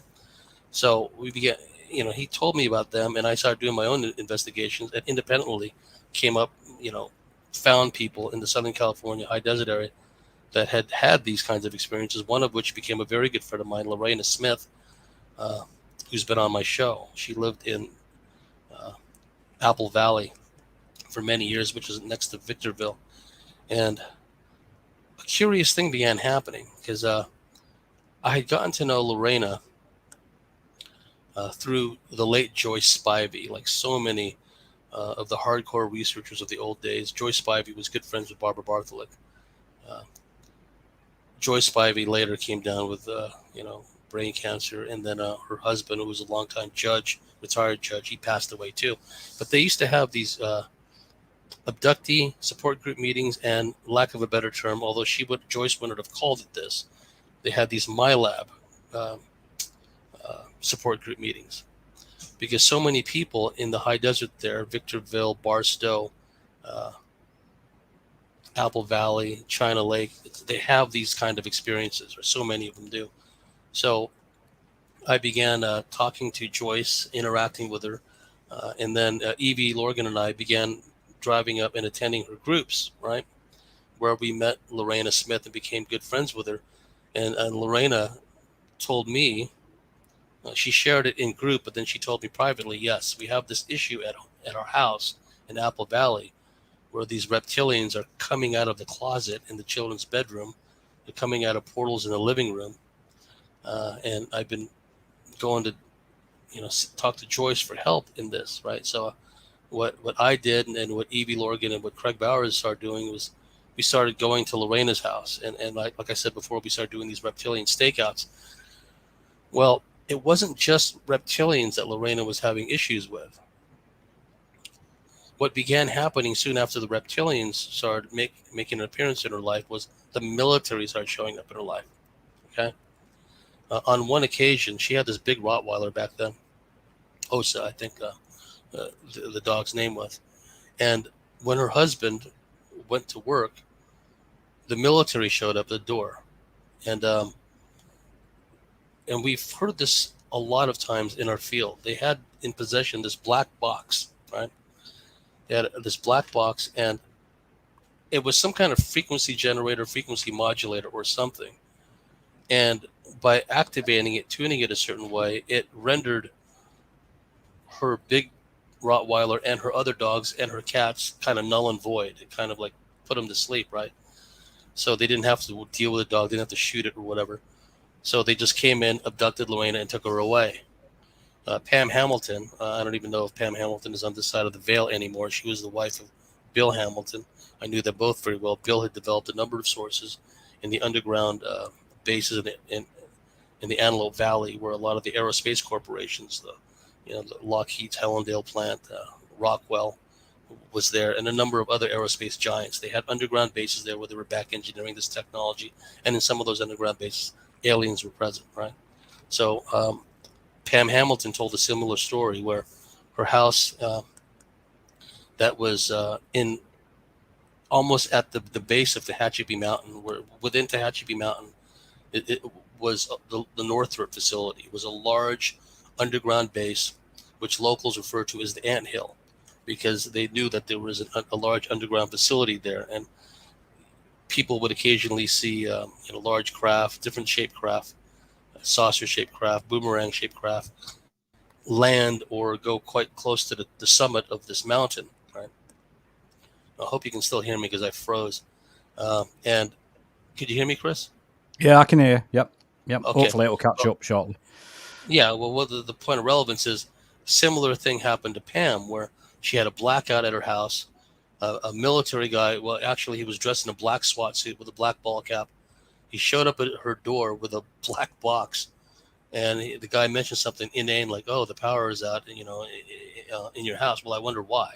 Okay, so the military came and they took Pam out of her house. She heard ferocious barking, and she saw on the like a second story terrace of her house. She looked up, and there was a Chinese American Air Force Special Operations guy there with a war dog, and it was barking ferociously at her dog. So she was worried that her dog was going to be attacked by this military war dog that was being handled by this Chinese American Air Force guy. And there were little grays in the house. And the Chinese American guy was screaming at the grays, "Gee, damn it, get her out of there." He was giving orders to the grays to abduct Pam. Okay. And outside of above the house was a big craft, and it was emitting all this mist. It was probably a man-made piloted, human-piloted craft. But some of these man-made craft are jointly operated. There's aliens, what we call aliens, as well as humans on board. But I'm satisfied by this point. It's quite likely, I'm not saying it with any certainty, but it's quite possible that for some time the deep black military has been cloning their own grays or variants of the grays. Yeah. Because for whatever reason, this Air Force guy was bossing around these grays. So to get back to your story about how I came into the Mylab picture, I began going to the high desert, staying alone in this place. Not only was I having reptilian encounters there, but I started having military experiences as well. I started being taken by them, being put through training and what have you. And what I've since come to find out, I've known for some time now, but I've since come to find out that what happened in the high desert, the training that I received, and others, I won't mention their names, and some of them have since passed away. Donna Hendershot was a dear friend of mine, and she'd gone through a lot of this military alien stuff up there too. What I've since come to find out was that was not a new thing with me. In my case, because I was born into a military family, because uh, my medical records was an open book, the deep black elements of the military, they can see my genetic profile. They can tell by their sensors that I was having abduction experiences, right? Because some of these craft, they emit a frequency bandwidth as a result of the propulsion systems. But for some time, they've set up these sensors which alert them to the fact that, okay, there's some alien activity in a certain region. So what they would do with their follow-up is they would, run mass data mining, figure out who lived where, and then try to determine who the likely candidates of people in an affected region or city that was most likely having ET experiences, and then they would start bringing them in. Okay, so the point of relevance is, as a boy, and my father had nothing to do with this. My father was just an obedient military guy. When a medical Navy doctor with a rank of a captain, which is a colonel in the Army, Air Force, and Marines, when a captain in the Navy that's in the guise of a doctor tells an enlisted person, you will bring your sick child to this facility, that facility, you will give them these medications, what have you, prior to the car drive to bring them these facilities. My parents, they dutifully obeyed. Okay, they didn't know any better. Okay, and I think that's the problem again with the whole military mindset of, and because of the Uniform Code of Military Justice, my dad really couldn't say no. Okay, he Yeah. just figured that they were doing this for my own good. So a lot of the facilities, naval medical facilities, which later became infamous as mind control centers, uh, Oak Knoll Naval Hospital in the San Francisco Bay Area, uh, Balboa Naval Medical Center in Balboa Park, San Diego, the infamous uh, Army Letterman Army General Hospital in the Presidio in San Francisco. I've been taken to all those places as a boy. I had a missing time experience in Letterman uh, Army Hospital in the Presidio, where I just came to consciousness in a dark office, right? So what started happening later as I began to investigate all the stuff going on in Lorena's house, and I started having military abductions myself, that was not the intention. Okay, I'm just an investigator.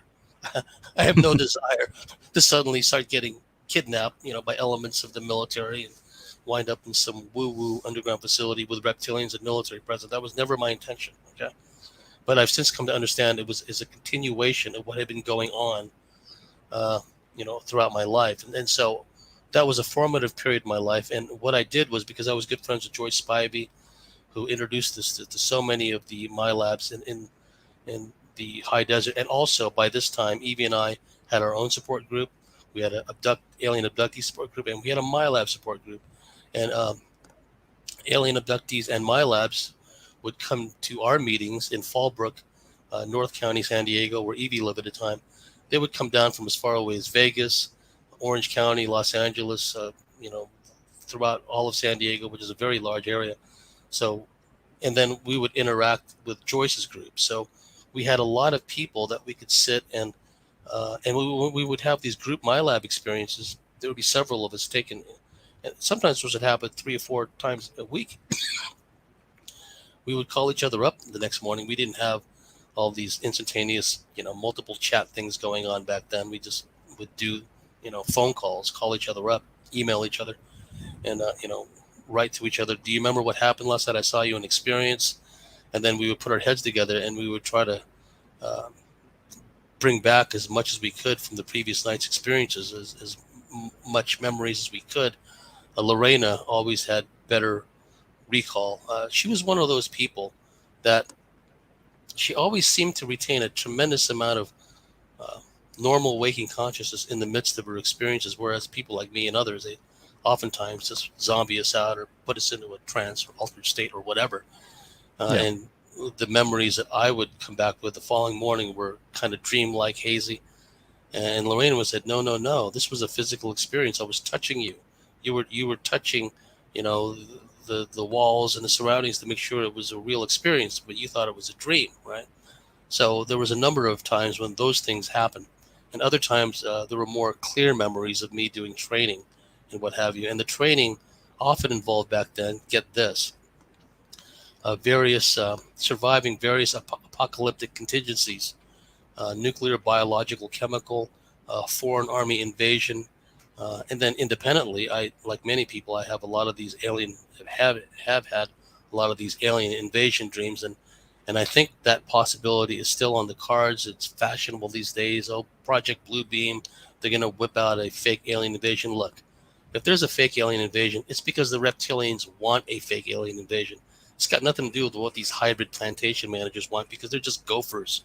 As evil and as demented and as seemingly powerful as they are, I just mentioned a moment ago that the Rothschilds may not even be, you know, a third up the ladder. They're small fry in the overall cosmic scheme of things. So if there's a fake alien invasion, it's because the reptilians want one. On the other hand, there could be a real alien invasion in the mix sometime in the future, because they may reach a point where they just have no interest anymore. It doesn't serve their purposes anymore to stay in hiding. Now, we've been pre-programmed, if you will. Their penchant for getting the truth out in dribs and drabs in form of cinema and TV and what have you. A lot of us are familiar with the old V series, the one with the corny, cheesy special effects in the 1980s, which I thought was a lot better than the one that came out later on. Yeah, it was a great show. It was a great show. Cheesy special effects, to be sure, but you know, it was a very, very good show. And so that's what I see with the Mylab thing. And just to round it out, a lot of these Mylabs, some of the key players that are Mylabs that I know personally, this is not their first barbecue. Some of these people I know for a fact that they have, in previous incarnations, deeply involved in the Orion Wars. They were themselves what we would call ETs or aliens in past/parallel incarnations. In some of their earthly incarnations, in a linear sense, they were also warriors. They were herbalists. They were healers. They were stoned to death or burned to death as witches in the witch hunts. So a lot of these people, I wouldn't say they came here with a lot of baggage, but I would say they came here with a lot of soul experience, and that, you know, their mission this time was to anchor higher frequencies, to be boots on the ground, because in truth, someone had to be boots on the ground. We could easily, some of us have like opted out. Okay, you know, we're giving you the option to go to Earth, and you have most of your memories from past incarnations swiped. You will have only a fraction of your normal metaphysical powers, and you'll just be enmeshed in this Draco reptilian matrix world. Are you going to go for it? And I could see people saying, no, I think I'll opt out of this one, right? But Yeah. you know what? A lot of us, we didn't opt out. We allowed ourselves to be caught up in the reincarnational cycle, and we wind up here now doing what we're doing, what you're doing, Chris. Invaluable work. And I should remind people, and it bears repeating, Chris was the first one to put out a real professional documentary about reptilians. He's in the process of putting one out about Mylabs. He put forth the very first conference dedicated solely to reptilian investigation and research. So Chris deserves all the credit in the world for doing all this. So anyway, the point of relevance is Mylabs are very real. That guy I told you earlier that came from the high-level SRA family, he was a Mylab himself. Now, there is some enmeshment, some confusion at times. Okay, what's the difference between like a Mylab, an MK Ultra, and a Monarch? Because sometimes, you know, the twain meets, right? I would say there's, to me, where I would see, I wouldn't say a difference, but I would say that the people that have marked, harsh Monarch, SRA, Coven type abuse, but also they also report Mylab type experiences, military type experiences, non-human entity encounters and off-world experiences, for lack of a better term, I would still classify them, and I hate to do so, but as more a monarch that has Mylab type experiences. Whereas I've come across Mylabs that, to be sure, there is an SRA cult abuse aspect to their experiences, but because of the breadth of the military type experiences, the training, the even the training that they've received independently from alien uh, civilizations, non-human life forms, trained in the operation of alien craft, alien technology, alien computer systems, for lack of a better term. To me, they're more of an alien abductee who happen to have SRA coven type experiences, maybe not for a long protracted period of time, like some of the people in the monarch community, but it's still there in their background. They've gone through the gaslighting, they've gone through the targeting, targeted individual syndrome. But to me, I would say, yeah, they're more like Mylabs, And then there are people like me that, just because of our genetic profile, my bloodlines go back to the ancient dragon courts in imperial China, long before the modern, Chinese scholars go back only a certain period of time. There was a time when, just as on the surface in other parts of the world, there was a quite advanced civilization. The ancient Chinese, some of their courts were very steep in esoterica, in understanding of ley lines, understanding of mysticism, or what have you.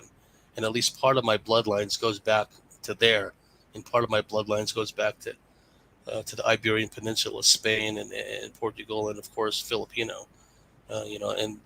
There's a whole different set of lore and mysticism associated with traditional Filipino culture, which was later combined forcibly with Catholicism. Okay, so in my background, my various ethnicities which merged to form me, definitely there's this bloodline genetic ET aspect to my DNA profile, but it's nothing unusual. It's nothing noteworthy, because it's like, for example, Lorena, her bloodline goes back to the Yaqui Indians of Socorro, Mexico. Now, if your listeners are familiar with the works of Carlos Castaneda, his mentor Don Juan Matus was a Nagual, a man of knowledge, who came from the Yaqui Indians of Socorro, Mexico, right?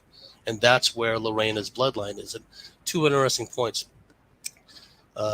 Diane Johnson was told by the Navy, when they were repeatedly abducting her — she was also abducted a lot by the Air Force — they told her that there's a certain gland in the brain of her and some of her family members, particularly the women in her family tree, and look throughout history. The women are the herbalists, there were the healers and what have you. Of course, they were the ones persecuted in this reptilian misogynistic system for these many years. Anyway, the Navy told her, your family tree, and you in particular, you still have this gland in your brain which is atrophied, and in many cases entirely disappeared with most humans, but you still have it. And that gland produces hormones which enhance your psychic metaphysical abilities, right? So then somehow the deep black elements of the Navy were aware of this, and then Diane Johnson became one of their Mylabs, and they really treated Diane harshly. They in all likelihood they murdered her son. They, through controlled elements of the sheriff's department, if memory serves, they created this altercation where her son was gunned down, killed, but really it was because she was being uncooperative and not wanting to cooperate with them, right?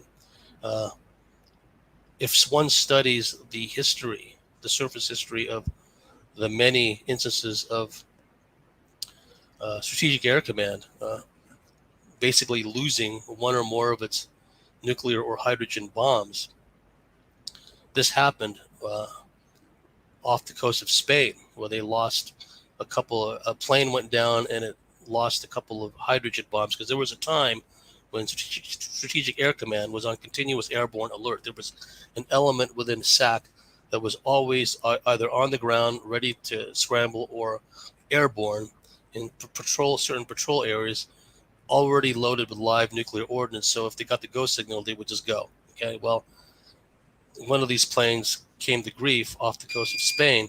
They found one of the hydrogen bombs. They couldn't find the other one. It's still missing.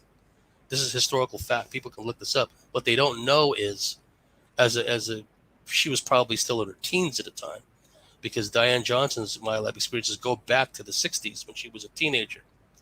She was tasked with remote viewing where this other missing hydrogen bomb had gone to in the depths off of the coast of Spain. They never did find it. Okay, and it should be worth noting that Diane Johnson was used by law enforcement as a psychic. Okay, that's how good she was as far as remote viewing, as far as picking up psychic impressions in crime scenes, what have you, right? So, and one last bit about the Mylab scenario is a lot of these Mylabs have extraordinary metaphysical capabilities. If we as a group can consciously reacquire, reaccess, harness these abilities, we can make some profound changes here on the surface and in truth throughout the cosmos. And one last bit is alternate realities are real, alternate universes are real, alternate timelines are real. And the Mylabs that I've been in comms with, they have been on alternate reality ops, where they have been tasked with technology transfer, theft, going into think tanks, universities, corporations, stealing things and coming back to our reality. Now, some of these seem to be under the control of deep black elements of the military, but I wouldn't say paradoxically, but curiously, some of them seem to be standalone operations, where they're just doing this on their own. But, of course, when they come to normal waking consciousness in the morning, that information is nowhere to be found. It's been secreted elsewhere, right? Yeah. The point of relevance is we can make profound changes in our reality. Those of us that have this timeline, alternate reality jumping capability, by what we do in other alternate realities, we can have a profound influence. And from a quantum entanglement perspective, Sashida talked about this because the reptilians used her a lot in their time travel operations. And time travel is absolutely real. There's nothing fictitious about that. On one occasion, I was returned after an abduction, and I have strong reason to believe it was a military training exercise I was subjected to. Point of relevance was I was returned to a point in time before I was abducted. I fell asleep after midnight. I remember that because I was looking at the clock on top of my TV, my cable box, and it was after midnight, and I fell asleep. And then when I was returned, it was 10 p.m., right? So I was returned to a point in time 2 hours before they abducted me, right? And it doesn't sound like a big deal, but it is a big deal, because either they intentionally put me back in the wrong time or they just made a mistake or something. But I caught on to that. And Lorena would talk about how she would be taken away either to an alternate reality, another dimension, and trained continuously by the military for weeks. And she would be saying, I got to get back. My family, my daughters are going to miss me. They say, don't worry, don't worry, don't worry. And then when they did return her, she would wake up just in time to get her two daughters, young daughters at the time, they're adults now. She would wake up just in time to get them ready to go to school. So time flows differently in these realities. It's not linear. We're stuck in this flat two-dimensional flat field effect time-wise. But I think that the illusionary time frequency is speeding up also. And some of us that have this innate capability to jump dimensions, in truth, many of us go dimension hopping at night. A big part of the manipulation is the frequency modulation, weaponry, whether it's an intended byproduct or an inadvertent aspect to all that weather manipulation, frequency modulation. It causes many Mylabs to forget their experiences, to not remember what they've gone on before. And then we've noticed a pattern. One of my colleagues, Logan, he goes by the pseudonym Logan, he pointed this out to me, that there's a marked pattern where they raise the temperatures, they lower the temperatures, they bring in storm fronts, but one consequence of that is Mylabs are having more and more difficulty remembering their experiences and even remembering their dreams, because Logan is a very lucid dreamer. His dreams are just off the charts, but even he's had problems remembering his dreams because of all this frequency modulation. So I think that just because someone doesn't remember they're having these experiences, it doesn't mean they're not being accessed. I think some are being accessed, but because of all the frequency manipulation and selective memory erasure, they're not remembering their experiences. So I hope, in my long-winded way, I hope I answered your question. Yeah. Well, what I want to do for this last, are you all right for another half an hour? Can you do another 30 minutes? Or have you got to get off somewhere? Yes, that's fine. Yeah. Well, what I want to do, James, see, I'll drop you out of the feed, and then I want to hopefully we'll get you back on straight away. So just click on the invite again. You know, the link that I sent you. Okay, I'll do that. Yep. Okay. So one sec.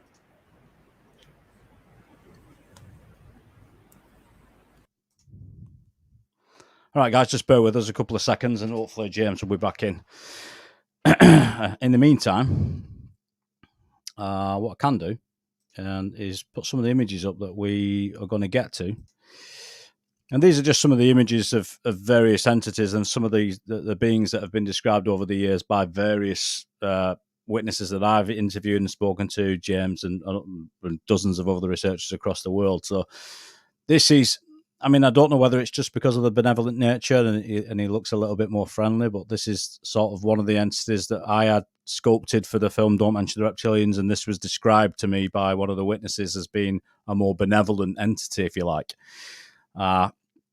The more common types is something is more like, look a little bit more like this. This is the sort of being that David Eckhart, some of his encounters describe beings like this, so almost like these are described as reptoids, if you like, a common reptoid, so almost like the worker bee, if you like, of various communities and hierarchies within these groups.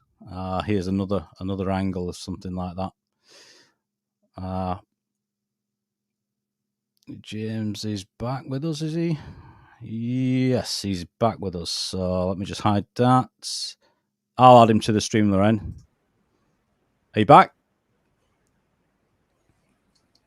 Bright flash of light. I was gone for a moment. Now I'm back.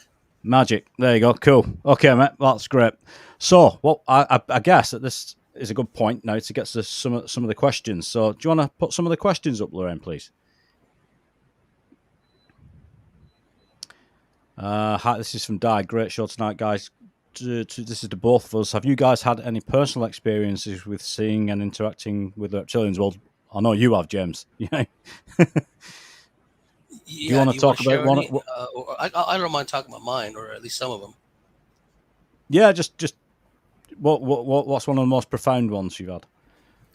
Well, one of the most profound ones. This happened in 1985, and this is before I had heard of Dracos. I only thought of it in terms of gargoyles, right?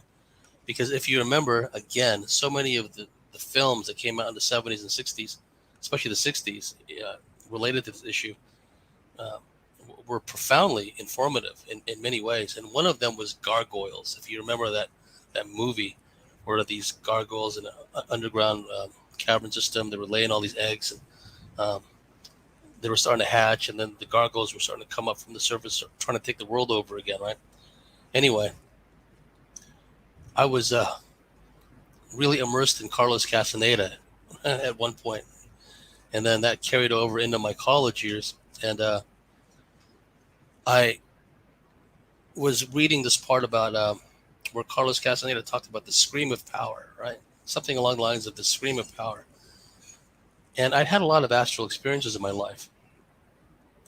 And in 1985, I had this astral experience, and here I am just, I guess, flitting around in the inner planes. Because there is a difference between the astral planes, the inner planes, the ethereal planes, et cetera, et cetera. And so I was in some weird plane somewhere, and I was flying along, and it was like a white field, a white background, for lack of a better term. And I'm just seemingly moving through it. And right in front of me, moving from left to right, was what I now know to be a very large Draco, brown, two little knobby antenna or points or bony structures on its head, very robust, big chest, big arms. It had wings, pair of wings sprouting out from behind its shoulder blades, from between the shoulder blades, and it had glowing red eyes. Right? Now here I am, just sailing through the inner planes, do, right? And I was all imbued with the whole Carlos Castaneda thing. So this being is going from my left to my right in my field of vision, and I stupidly decided to give it the scream of power that I've been reading about. Right?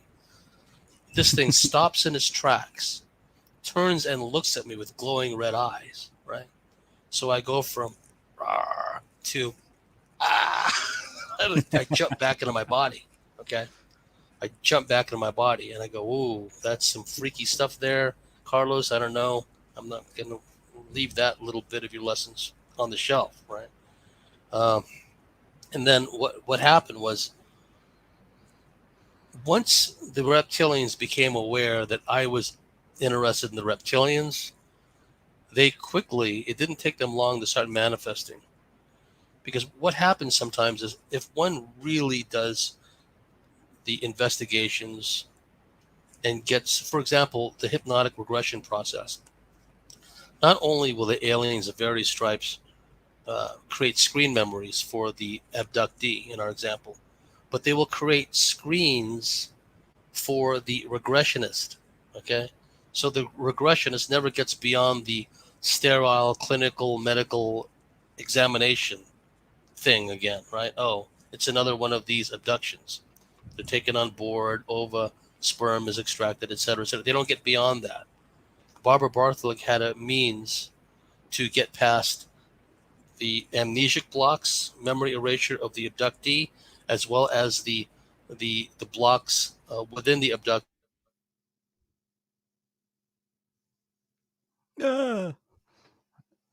We're gone. Oh, are you back? There I'm you go, back. you're I'm back. Oh, so did you? The aliens will do two screen layers of for the abductee, but also for the hypnotic regressionist. Well, Barbie was able to get beyond both levels, and what she found was, often as not, person is abducted. In some of these experiences, they're taken away either to a big ship, big space station, underground somewhere, off world entirely, and whereas at the outset of the experience, they were with one particular species, let's say greys in our example, of beings. Later, they're brought before other beings. They're brought before a different type of being, a different type of being. Oh, here's a mantis being. Oh, here's a Draco, right? So if one delves into the experiences, that a lot of these experiences have been buried in the subconscious, traumatic memories, many of them, one can track and see, okay, a lot of these experiences, they may at first blush seem to be strictly gray experiences, but when you delve into them, eventually the roads, not in all cases, but the roads lead to the Draco reptilians, because the Draco reptilians, and they fight amongst themselves for primacy, for hegemony. They're not all one big happy family, right? There are factions that literally fight and literally attempt to destroy each other. But these reptilian factions, they have, lack of a better term, cosmic vassals that do the heavy lifting for them. Factions of the Greys, they work in conjunction with some of the mantis beings, et cetera, et cetera. So when you start delving into the investigations, and then it leads you to this reptilian direction, the reptilians become aware of that, because they're able to, it's common knowledge now amongst people like us of what Snowden warned about this panopticon of total real-time surveillance. Well, these entities, they can not only exist by our side, just out of phase of our reality, out of phase of our ocular vision, but they can do things like malignly influence us, put intrusive thoughts into our head, bring other influence people into our personal space, right? Yeah. So, the point being is that once you become aware of them, then they become aware of your interest in them, and then they begin to directly abduct you and mess with you and conduct what I call spiritual warfare reprisals. So in my case, it wasn't that I just began having reptilian experiences, because in truth, being an abductee from childhood, they'd been there all along in the background, whether I was consciously aware of it or not. But when I started delving into it, and my interest came about because of my in the aforementioned studies of the Shaver mysteries, the Inner Earth sagas, etc., etc. My friend Sean Atlanti, the founder of the San Diego UFO Society, talked a lot about reptilians. And then he had friends, Bill Hamilton and others in the high desert, who did research into the reptilians. And then I independently became close friends with Barbara Bartley, what have you. So I already knew that the reptilians were real, that they seemed to be key players behind the scenes. Okay, now there are levels above them too. They're not the be all and the end all, but as far as the main executors of this kind of matrix control, it's them. The mantis beings play a key critical, especially all the scientific, genetic stuff. The mantis are all into that, and the Draco, and they work. Some of them work in unison with one another. So when the reptilians started messing with me, it wasn't just simple abductions, right? On one occasion, Donna Hendershot, who's since passed away, she and I were abducted, and we were taken to an underground base because we were doing all this high desert research at the time. We were taken underground, and we were brought before what appeared to be 3 military personnel, dressed in military uniform. One of them was taller than the other two. They all looked very much alike, and that was, I think, one of the failings of the reptilian illusion screen masking project, whatever you want to call it, is sometimes they make the mistake of making their masked reptilians look too much alike. Okay, and so that was the case where you had this what appeared to be a general in military uniform, taller and more robust than the other two, and then the other two minions in military uniform, but they looked very similar to that big tall one that was their boss, right? And the two subservient ones didn't talk; they just stood off to the side, and this large, apparently military guy stood at a lectern, right? Oddly enough, and he was berating. Donna and I were brought before him, kind of like standing at attention, and he was berating us for why are we interested in this? What do we know? We're going to be in serious trouble if we keep delving into all this stuff. Now, the fact of the matter is, as sovereign beings, and whether it's the military, whether it's aliens, people messing with us, they don't have the right to do that. So, correspondingly, we have the right to investigate and find out as much as we can in order to protect ourselves from this nonsense, right? So that was, my motivation behind it, and certainly it was Donna's. So while this presumably general, was berating us, Donna and I were looking at each other and saying, "This is not a dream. This is real, and I don't think that guy's an American general," right? So the next morning we called each other. I called her up on the phone. We had a debrief about it, and we both agreed that in all likelihood it was a reptilian in the guise of a military person trying to threaten us and make us stop doing all these investigations.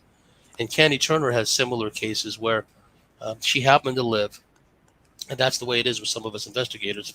If you're really into the subject, the universe will open doors and put you in positions and places and locations where all this stuff is going on. For me, that was the high desert in the early mid 90s, going into the early 2000s, was the high desert of Southern California. I was right there. For Candy Turner, she happened to live across the street from an underground FEMA facility in Denton, Texas, right? And some of the people that she'd spoken to that were taken beneath that facility and other facilities described seeing these military personnel that appeared to be human, but on closer inspection, when you got close enough to them, you would see that their eyes have vertical pupils, and they didn't seem to have any other demeanor or facial expression other than one of disdain and verging on anger, right? Yeah. And so, like some of these Mylabs that Candy was working with, they would say, "Oh, I would look at these people, and they're dressed as military people, But no, I could see they had vertical pupils, and also sometimes they would mention things. The abductees slash Mylabs would say things, which would anger the military people, and in response, the military people would growl, right, and hiss. So that, of course, that's a red flag. It's like, oh, there's something wrong with this person, right? Maybe not quite human. So the point I'm bringing this up is we can't take everything at face value, right? The Stephen Greers of the world, others would have you believe that there's no negative aliens there. They're only good aliens, and it's the military dressing up as bad aliens and dressing up in lizard suits to scare people, right? To give the good ETs a bad name. It's a completely inverted, right? Barbara Bartley told me of a case where this female abductee was taken underground by presumably by the military, where they laid her down. I won't go into specifics, go into graphic detail, but after they laid her down, she was assaulted in the process, right? And in the middle of the act, the military officer shapeshifted into a reptilian and laughed at the woman, said, "You humans, we fooled you from the beginning and will continue to fool you to the end of time." Words to that effect. Okay. So some of my experiences involve not only encounters with reptilians, but them in the guise of human military personnel, right? And also there's the aspect of the interdimensional intrusions, because like I said, some of these beings, they have the ability to alter their frequency and density. So what they would do in my case, and I'm sure I'm not unique in this, is they would conduct what I called stage managed dreams. Candy Turner and I talked about this all the time. The aliens, not just the reptilians, but the aliens in general, ability, some of these more archontic types, to enter into a sleeping person by altering their frequency. They enter into a sleeping person and they take over the dreamscape from within. They create these stage managed scenarios that could be altered for specific purposes, whether it's to engender fear, extreme fear, rage, lack of impulse control, sexual promiscuity, activating the arousal mechanism, whatever the case may be. These beings have the ability to enter into sleeping people and create these stage managed dreams. And that's what they began doing to me, right? They began trying to malignly influence me through the astral dreamscape. So that was going on. And I would wake up in the midst of these experiences, and then I would feel the energy leaving my body. And from head to toe, I would have this icky, tingly, goose pimply sensation, really icky, really disgusting. And then I would see above me this amorphous, dark cloud, for lack of a better term, which is the entity that's exited my body. It hasn't taken on a humanoid shape. It's just left my body, and I'm praying and I'm just doing everything I could to facilitate the exit of this thing, right? But I had just come out of an astral dreamscape manipulation. So, putting 2 + 2 together, okay, that dark cloud thingy up there hanging above me had something to do with that weird dream stage managed thing I just experienced, right? So I had those experiences. And one time I had left Lorena's place, made the 2.5-hour drive back down to San Diego. And, back then I still do this. I was reading and I fell asleep. Back then I had a little spotlight above my bed, and I fell asleep right while I was reading. And I was abruptly woken up, and I saw that there seemed to be a big soldier in khaki, battle dress in my small studio apartment, right, rolling me over on my side. And then it jabbed this injection into the base of my spine. And then I blacked out. But I happened to see, I still retain the memory of seeing something swishing behind this tall, presumably military person, right? Khaki uniform, desert camo pattern, right? And the next day I had horrific back pain, horrific headache, explosive diarrhea. Too much information, I know. And what happened was I was working, I was in communications, I was at the airbase, and my back was hurting me so much, I went into a non-used office and laid down on the hard floor because I was just in so much pain. I had to straighten my back out, right? And so I just called it a day. I said I can't work anymore today. I went home, and then I went to an urgent, what they call a urgent care center in San Diego, and I had this nurse examine the puncture wound in the base of my spine. I said, I know it sounds crazy, but last night I woke up and there was a very tall military guy in my bedroom, rolled me over my side, and he plunged this needle into the base of my spine. And I felt it. The nurse examining said, yes, there's a puncture wound there. I feel it. And I don't doubt you, right? Now, I've since come to understand that this was connected to the threat that they had told Lorena to tell me and the others, Evie Lorgan, Craig Bowers, stop coming up here, stop making a nuisance of yourselves, right? Or there's going to be consequences. So they tell Lorena that after I leave her house, I drive 2.5 hours down to San Diego, fall asleep, this thing happens. And then I have that episode at work where I have to, lay down on my back because my back was hurting too much. What I didn't realize was Lorena's husband at the time and her son at the time had the exact same symptoms: back pain, fierce headache, explosive diarrhea. So while I was going through that as a result of this supposed military person injecting me, her son and her husband were going through the exact same thing in a place we know to be infested with reptilians at times, right? After they made that threat. So that's yet another example of what I call these, reptilian reprisals, these spiritual warfare reprisals. And it manifests itself in different ways. Like people would contact me and they'd want to share and discuss their experiences with me. But what would happen, this happened to Candy Turner too, it happened to Barbara Bartley, it happened to Evie Lorgan, where right after contacting me, they would show up, the aliens would show up, sometimes reptilians would show up and say, you're not to have anything to do with, and they would mention me by name, fill in the blank, Eve Lorgan, Carla Turner, Barbara Bartlett, don't have anything to do with them, right? Or sometimes it could be more subtle, where they would manipulate the spouse of the person. So the person's spouse wakes up saying, this James Bartley guy, should have nothing to do with him. Should have nothing to do with Eve Lorgan. They're crazy. They're crackpots, right? So they're trying to dissuade that woman in our example from talking to us about her experiences by working through her husband or spouse or significant other.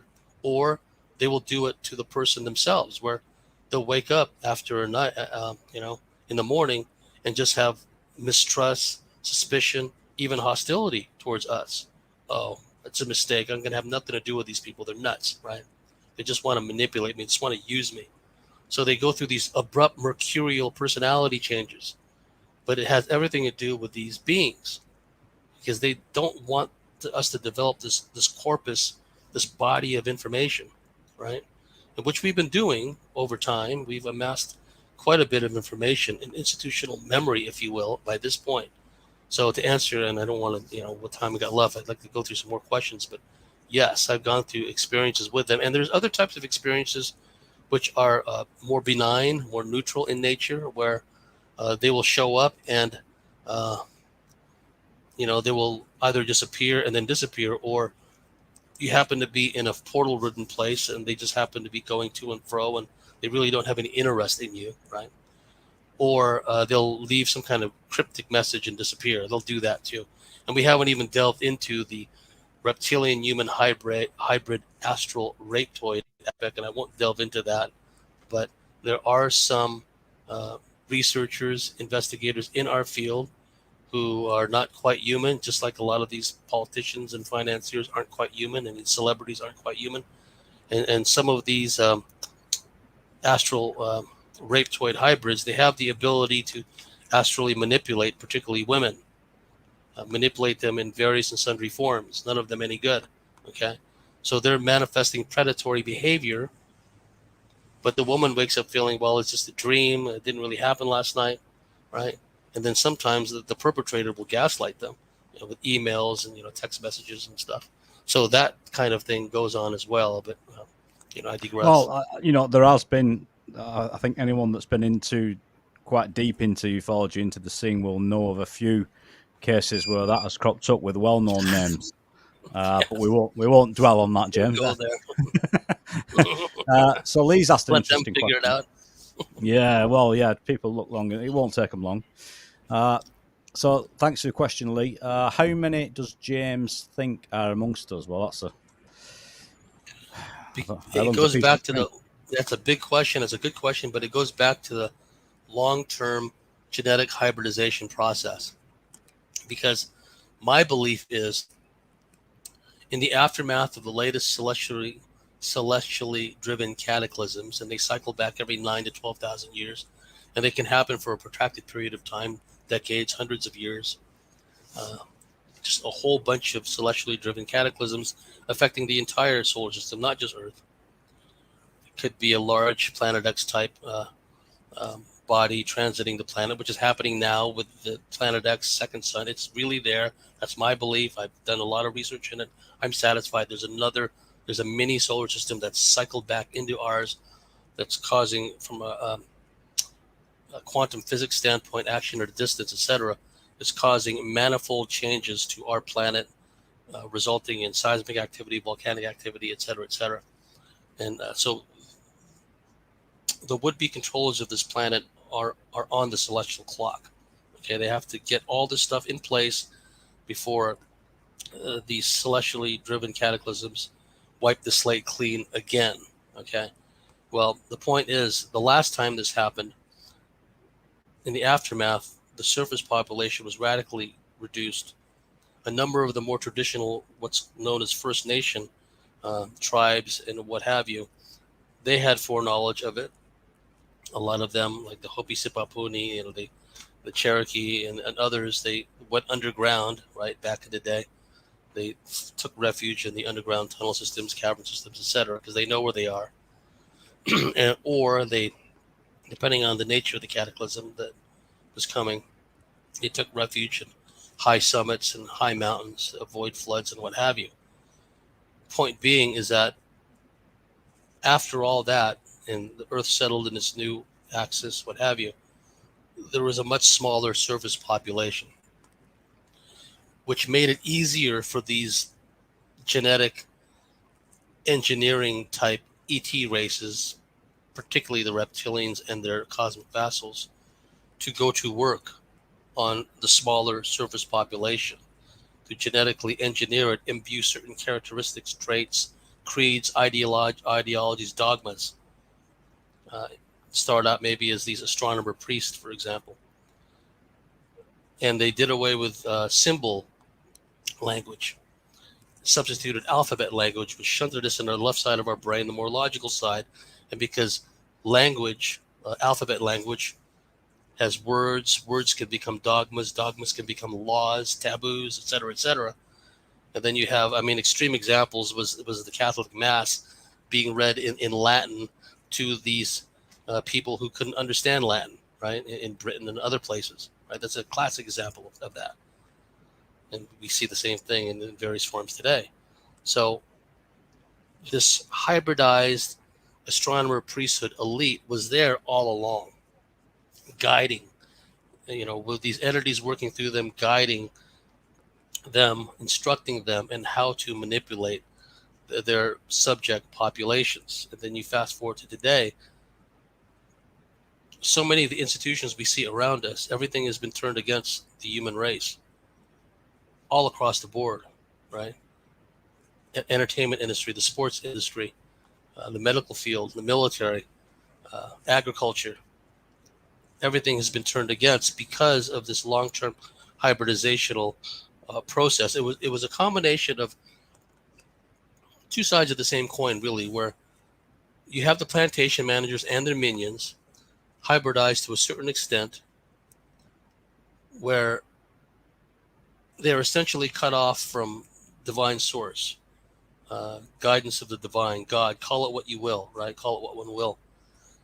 And they're shunted into the left portion of their brain, the logical side, given all this nonsense dogma, all these taboos, which plays right into the R complex of the human brain anyway. The R complex is based on hierarchy, based on obeisance to authority, based on aggression, rapaciousness, etc., etc. And what do we see today around us? Just hordes of these petty authoritarians, hordes of these tyrants, all these faceless bureaucrats with their endless public orders, etc., etc., right? And again, all of it seems to be inimical to the survival of the human race for some reason. So when one asked how many of them are around us, I'm now differentiating between who's human, who is not, right? There are people in the medical field or recently retired from the medical field that I consider to be human. And there are many that are still in that are, I consider that at least the consciousness coursing through them is anything but human, right? So it's no exaggeration to say that we live in a they live scenario. Now, what I can tell when I look at a reptilian human, Draco human hybrid, I can see the anatomical differences, right? And this is not a blanket statement suggesting that anyone who looks a certain way is of necessity one of them. Okay, I'm not trying to promote a witch hunt kind of hysteria here, but for example, just take a look at a rogues gallery of serial killers, right? Eyes, deep set within the eye sockets, pronounced brow above the eyes, oftentimes an angular shape, pronounced cheekbones. You can see pronounced tendons, skeletal muscular of the people are very pronounced. You can see long tendons from the shoulder all the way down to the wrist, right? You can see things bulging around the neck area and weird misshapen folds of flesh flopping around. For example, the Pfizer CEO was recently on TV, saying that everyone needs another round, right? And then his neck was like bulging out like that. Okay, at the very least, that guy's got a medical condition, which is ironic considering what he does for a living, right? So when you see that kind of thing going on, big old like bulging neck thingy going on, that's unusual. That's not normal, okay? And then you extrapolate throughout society at all levels, all these faceless bureaucrats, all levels of government, in all these institutions. And also what they've done too is they've created an ideology, a creed, the cultural Marxist, socialist, communist, Luciferian, woke, social justice warrior, whatever you want to call it. It promotes this hive consciousness, R complex, brings out the worst of their authoritarian reptilian tendencies, right? All under the guise, and it could be any number of their particular favorite subjects, climate change, sustainability, whatever the case may be. And they have resident fanatics. And these topics and these fields, they merge seamlessly with all these other fields of authoritarianism, of censorship, of population control, right? So they've created hordes of these through the educational system, right? And the people like Charlotte Iserbyt and others, B.K. Eastman, have written great books about the cloning of the American mind, the dumbing down of society, and the dumbing down is two sides of the same coin. This genetic de-evolution. So it's not only that they've hybridized this ruling plantation elite, if you will, and their hybridized minions and their order followers, mindless order followers, but they've also, through the large percentage of the population, they've genetically de-evolved them, is what they've done. They've made it impossible for them to critically think, critically analyze, to go against the herd. Barbie Bartley used to say, these people, referring to society at large, they simply don't have the neural circuitry to understand any of this. And again, psychology is based on neurology, is based on genetics every time. So something was done to them even before the lobotomizing effects of the school system. Something was done to them neurologically, genetically, to make them incapable of independent thought, incapable of thinking for themselves. So if you look at it from that standpoint, and also if you look at these dystopic movies, Logan's Run, what have you, from the 60s and 70s, notice how often the people are incapable of independent thought, that their whole existence is based on adhering to a bunch of taboos and false narratives, and just going along with whatever the prevailing official narrative is. And any deviation from that, any thoughts that meander one way or another, that's strictly taboo, to be crushed, to be eradicated. If you watch a lot of those movies, the societies are always like that. And H.G. Wells' classic novel, which was turned into a movie later, The Time Traveler, you look at society by that point, because H.G. Wells' character goes way into the future. You have the Eloi, this passive, kind of dumbed down feeder population on the surface. And then you have these Morlocks, so-called, come up from underground, go figure.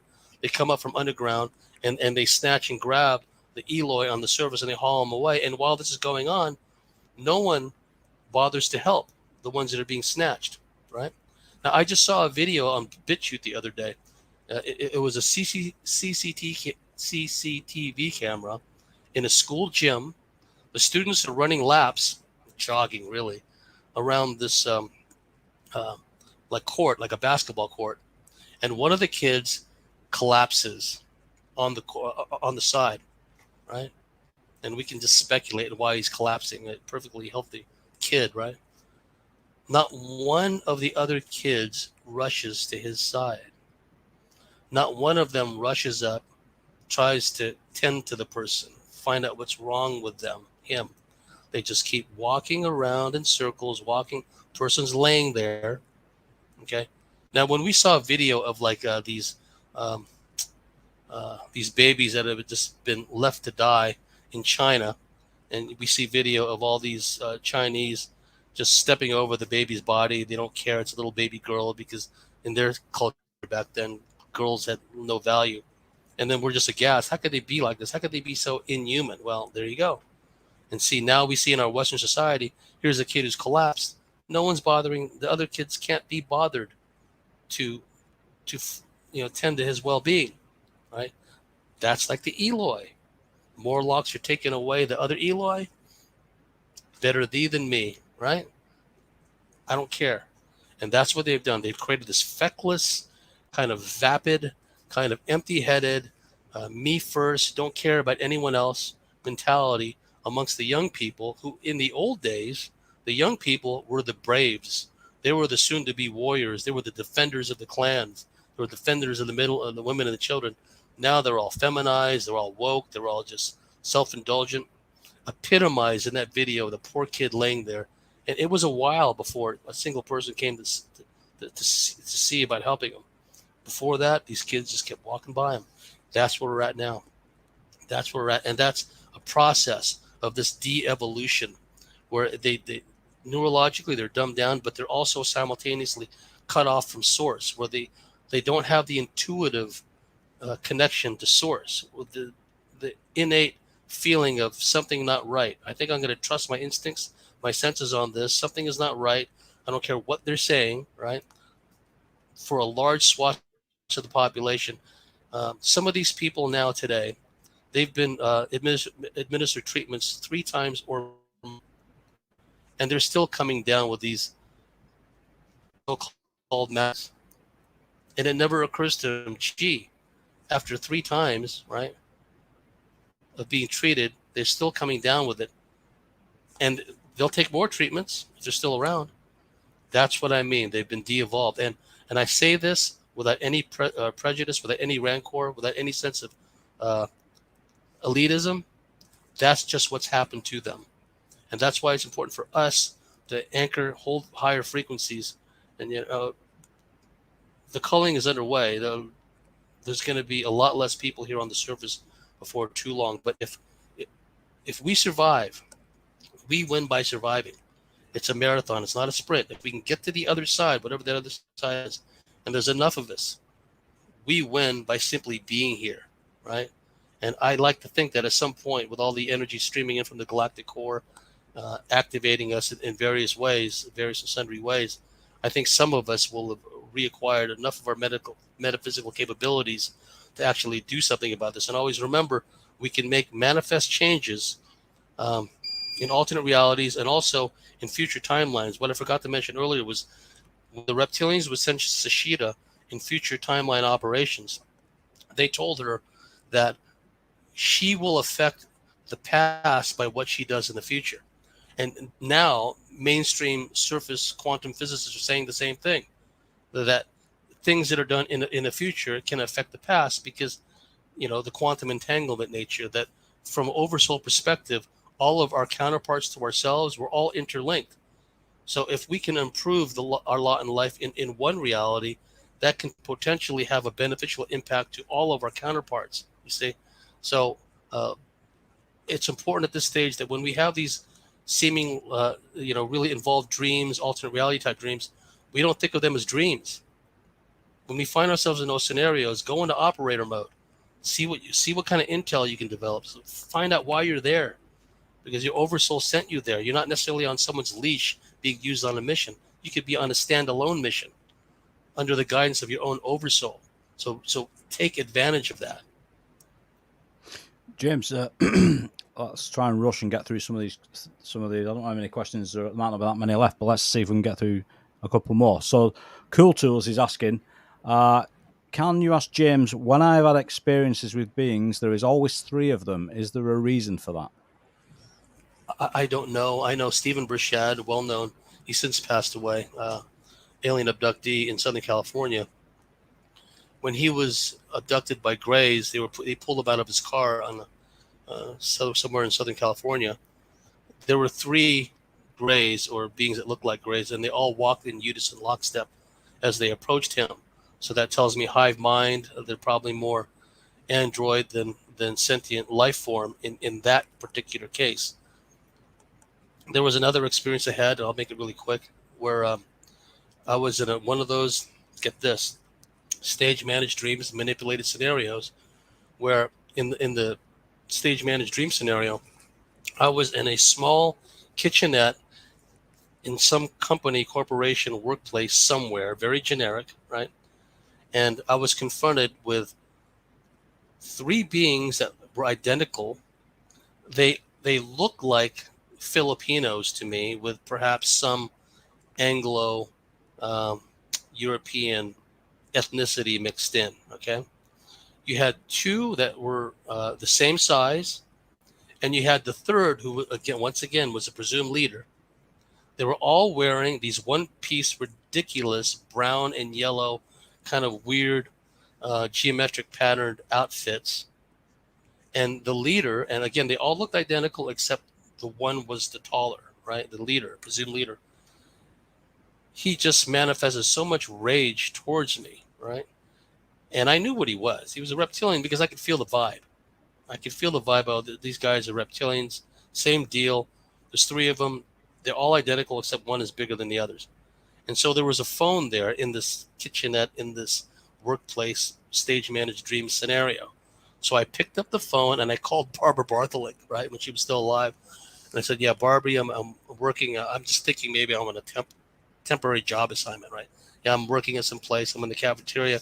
And there's these 3 reptilians here, and they think they've got me fooled, but one of them is just, just making all these angry gestures at me and exuding all this rage and directing all this hatred energy at me, right? And I'm telling Barbie all this. And as I'm telling Barbie this color energy is getting more and more enraged, right? So it was trying to bait me. And the long and the short of it was, okay, Barbie, I got to go. I hung up the phone. And enough was enough, okay? I lunged for this taller guy.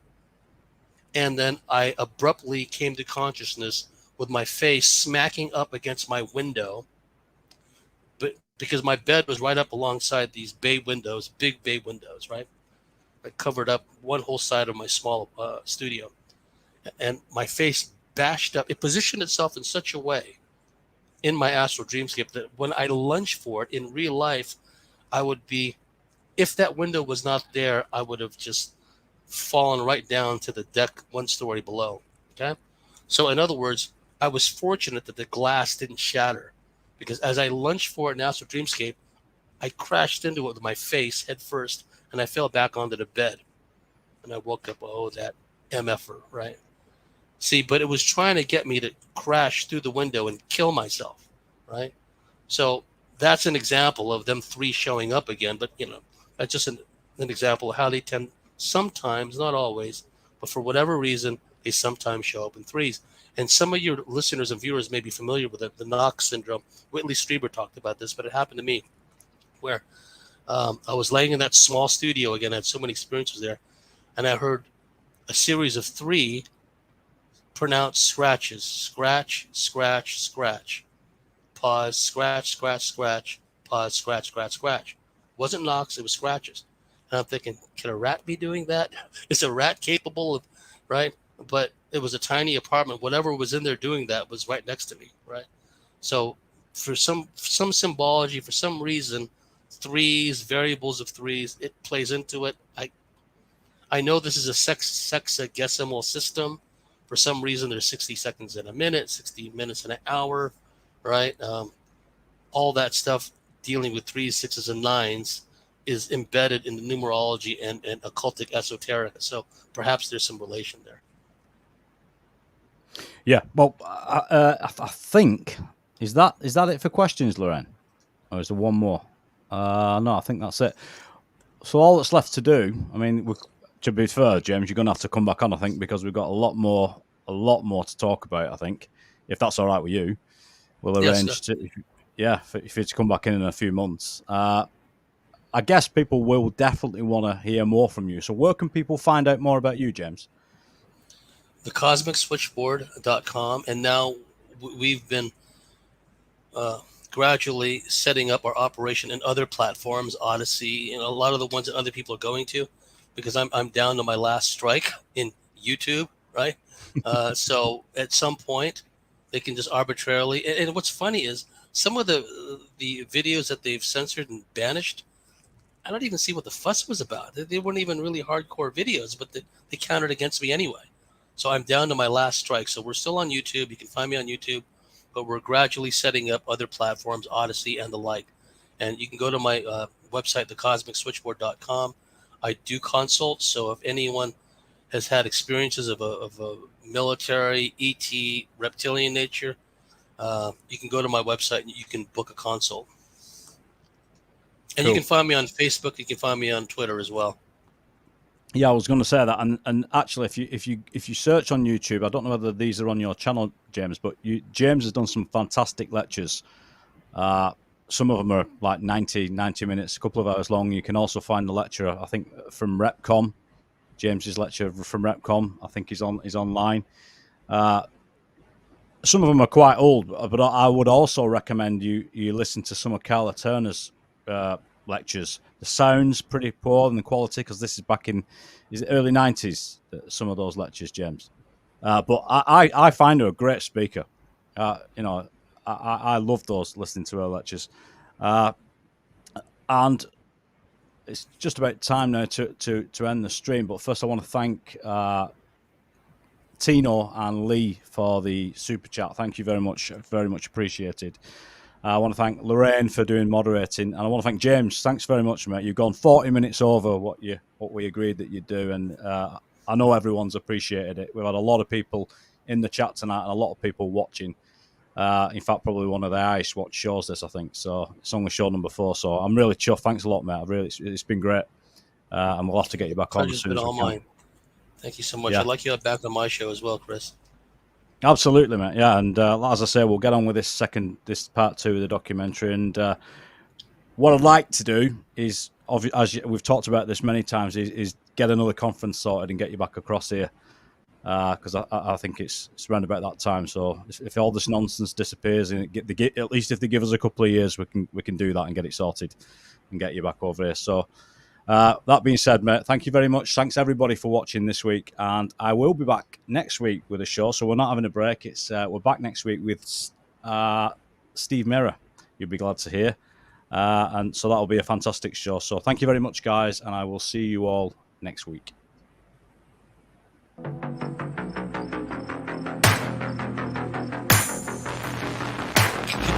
People still listen to what we're talking about,